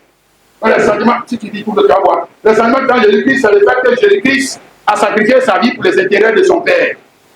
Pour l'œuvre de son Père, l'ouvrage de son Père, la vision de son Père, le travail de son Père. Le travail de son Père lui a coûté la vie. Donc, lui n'a pas seulement coûté de l'argent, lui a coûté de sang. Regardez, les gars, pour venir au lieu de tout, c'est Dieu. Il prêche, on n'a qu'à faire vie ou partir. Quand tu vas partir, c'est pour aller faire quoi? Quand tu vas sortir, c'est pour aller faire quoi? C'est pour aller te servir toi-même. Voilà. Tu montres que tu t'aimes toi-même plus que Jésus. Plus que Jésus. Béni, c'est Dieu. Chanter, c'est Dieu. Louer, c'est Dieu. Et si tu es devant la télévision, les gens de chanter les musiques bizarres là, tu te lèves, tu danses. Non. Si tu te lèves, tu danses. Non. Tu chantes, non. Tu montres qui est ton Seigneur. Tu montres qui est ton maître. C'est le diable qui est ton maître. Ce n'est pas Jésus-Christ. Et si c'était Jésus-Christ là, il allait te faire. Quelqu'un qui est ton maître, ton Seigneur, maître et Seigneur, tu te soumets. Tu te soumets. Et mieux pour Jésus. Nous là, on prend plaisir à le faire. Ouais, parce que lui, il a pris plaisir à faire ça pour moi. Moi, je prends plaisir à le faire. Ça ne fait pas mal. On ne fait pas une contrainte. On ne fait pas une tristesse. On ne fait pas un regret. Non! On fait ça. D'ailleurs, c'est un honneur. C'est un honneur. C'est ce que moi, un voyou, brigand, pécheur, j'étais appelé à participer à la Seigneurie de Jésus-Christ. À la Seigneurie de Jésus-Christ. On n'a qu'à me bénir comment encore. Il non, Dieu ne m'a pas béni. Et la Seigneurie de Jésus-Christ. Il ne t'a pas béni. Il n'a qu'à faire de toi quoi. Le fils de Ouattara. Dieu ne m'a pas béni. Qui va me bénir, je vais chanter. Il va me bénir. Qui va me bénir, je vais faire son œuvre. En attendant, comme il ne m'a pas encore béni, j'attends. Mais ce que tu vas attendre. Ce que tu vas attendre. Si parce que lui, il t'a déjà béni. Il t'a déjà donné. Ok? On va finir avec ça. Éphésiens chapitre 1, le verset 13 à 14. En lui, vous aussi, après avoir entendu la parole de la vérité, l'évangile de votre salut, en lui, vous avez cru et vous avez été scellés du Saint-Esprit qui avait été promis. lequel est un gage de notre héritage, pour la rédemption de ceux que Dieu s'est acquis à la louange de sa gloire. Donc nous parlons du Saint-Esprit qui est le gage de notre héritage, la garantie. Gage, c'est garantie d'un héritage. Ok? L'assurance que nous avons un héritage. La preuve que nous sommes des héritiers. Le témoignage que Jésus-Christ nous rend que nous sommes des héritiers, c'est le fait qu'il nous donne son esprit. Amen. Et son esprit, c'est quoi? C'est un esprit de quoi? D'ouvrier. D'ouvrier. L'esprit va faire de toi un ouvrier. Autrement, ce n'est pas l'esprit de Jésus que tu as reçu. Ça ne va pas faire de toi un patron. Jamais. Hein? C'est-à-dire qu'ouvrier, c'est le plus bas niveau de la classe sociale d'une entreprise. Ce n'est pas un diplômé. Ouvrier, ce n'est pas un diplômé. Ouvrier, ce n'est pas un licencié. Ouvrier, ce n'est pas un agrégé. Ouvrier, c'est quelqu'un qui n'est même pas là à l'école. Ouvrier, là, c'est que tu n'es pas là à l'école. Tu n'as pas fait CP1, CP2. Tu ne connais rien. C'est pour ça que quand tu es dans l'entreprise, on ne peut pas faire de toi secrétaire. On ne peut pas faire de toi... Non, on ne peut pas faire de toi patron. On ne peut pas faire de toi DRH. On ne peut pas. On ne peut pas te mettre nulle part que aller soulever les cartons et les choses. Ouvrier. Ouvrier. Donc, tu ne peux pas dire que non, je ne suis pas là à l'école théologique. Je suis pas. On dit ouvrier, on n'a pas dit diplômé. On dit ouvrier. On n'a pas dit diplômé, monsieur. Arrête de nous mentir là. On dit ouvrier. Ouvrier, ça veut dire que tu n'as pas besoin d'aller à l'école théologique. Tu n'as pas besoin de connaître papier. Tu n'as pas besoin de connaître le grec. Tu n'as pas besoin de connaître le breu. Tu as seulement besoin de connaître Jésus. C'est tout. C'est tout. Et puis maintenant, il va te mettre au travail. Il dit, bon, hé, toi, Daniel, toi, prends ce truc-là. Voilà ton travail. Voilà. Et c'est ça que tu seras noté. Ouvrier. Dis Amen. Donc, le gage de l'héritage. Qu'est-ce que la garantie de notre héritage? La garantie de notre héritage, c'est que l'Esprit de Jésus étant venu en nous, nous sommes aussi dans cette, on va dire quoi, dans cette, dans ce souci de faire son ouvrage. C'est ça. C'est ça. C'est ça notre motivation, notre raison d'être dans ce monde. Hein? Le souci de faire son ouvrage. Le souci de faire son œuvre. Et si nous sommes tristes, et si nous ne sommes pas, on va dire quoi, heureux, c'est parce que nous n'arrivons pas à le faire comme il le fait. Pas parce qu'on n'a pas d'argent, messieurs, c'est pas ça. Ça, c'est les païens qui ont ce souci-là. Et nous, on a nos soucis. Le souci de faire son ouvrage. Là, c'est la garantie que cet homme est un héritier. Que cette femme est une héritière. Parce que qui a déposé en elle ce fardeau? Mais c'est le Saint-Esprit. C'est le Saint-Esprit qui a mis en lui le fardeau. Qui amène? Qui amène? Il n'a pas toujours besoin, mon pasteur n'a pas dit de faire. Le prophète n'a pas dit de faire. Le prophète n'a pas dit de faire. Le pasteur n'a pas dit de faire. Comme le pasteur ne m'avait pas dit d'évangéliser, c'est pour ça que j'étais toujours assis dans l'église. Et Jésus-Christ en quoi? Puis les bobos, il ne te parle pas. Il ne te dit rien. Parce que tu n'as pas communié avec lui. Tu as comment communier avec ton pasteur? Donc attends. Il faut attendre. Attends. Comme le pasteur lui-même là. Le pasteur lui-même, c'est quelqu'un d'autre pasteur qui lui a dit de faire. C'est ça? Non, c'est Jésus-Christ. On dit, ayez en vous les sentiments que tu as en Jésus-Christ. Tu me saisis, mon frère? Dis Amen. Non? Donc avec ça, le gage de l'héritage dans le cœur du chrétien, le gage dans le cœur du chrétien, le met en travail. Il ne peut pas être oisif, ma soeur, c'est pas vrai. C'est pas possible. Il ne peut pas être oisif. Alléluia. Voilà, là, il est soumis à la seigneurie de Jésus-Christ. Dis Amen. Hein? Parce qu'il va commencer à gravir les échelons. Tu vas voir dans l'église là. Tu vas commencer à gravir les échelons. Cette femme va commencer à gravir les échelons. Alléluia. Tu as commencé ouvrière. Et puis demain, tu vois, les dons commencent à se manifester. Les choses commencent à se manifester. Mais il a commencé en bas. Tout au bas de l'échelle. Alléluia. Oh, le frère et la sœur, que Dieu nous aide. Dis Amen. À comprendre qu'aussi longtemps que l'héritier est enfant, il ne diffère rien d'un esclave. Il ne diffère rien d'un esclave. Maintenant, il doit obéir aux ordres. Il doit se soumettre. Alléluia. S'il ne veut pas se soumettre, c'est qu'il n'a pas de part avec Jésus-Christ. Fini. Il a perdu. Oui. Tu ne veux pas se soumettre. S'il veut blaguer avec ça, il est en train de blaguer avec son avenir. Il est en train de blaguer avec sa vie. Il est en train de jouer avec sa vie. Frère, on va s'arrêter là. Et que le Saint-Esprit nous aide à comprendre sa parole dans sa profondeur. Alléluia. Amen et amen. Amen et amen. Ma soeur, on va chanter ce chant.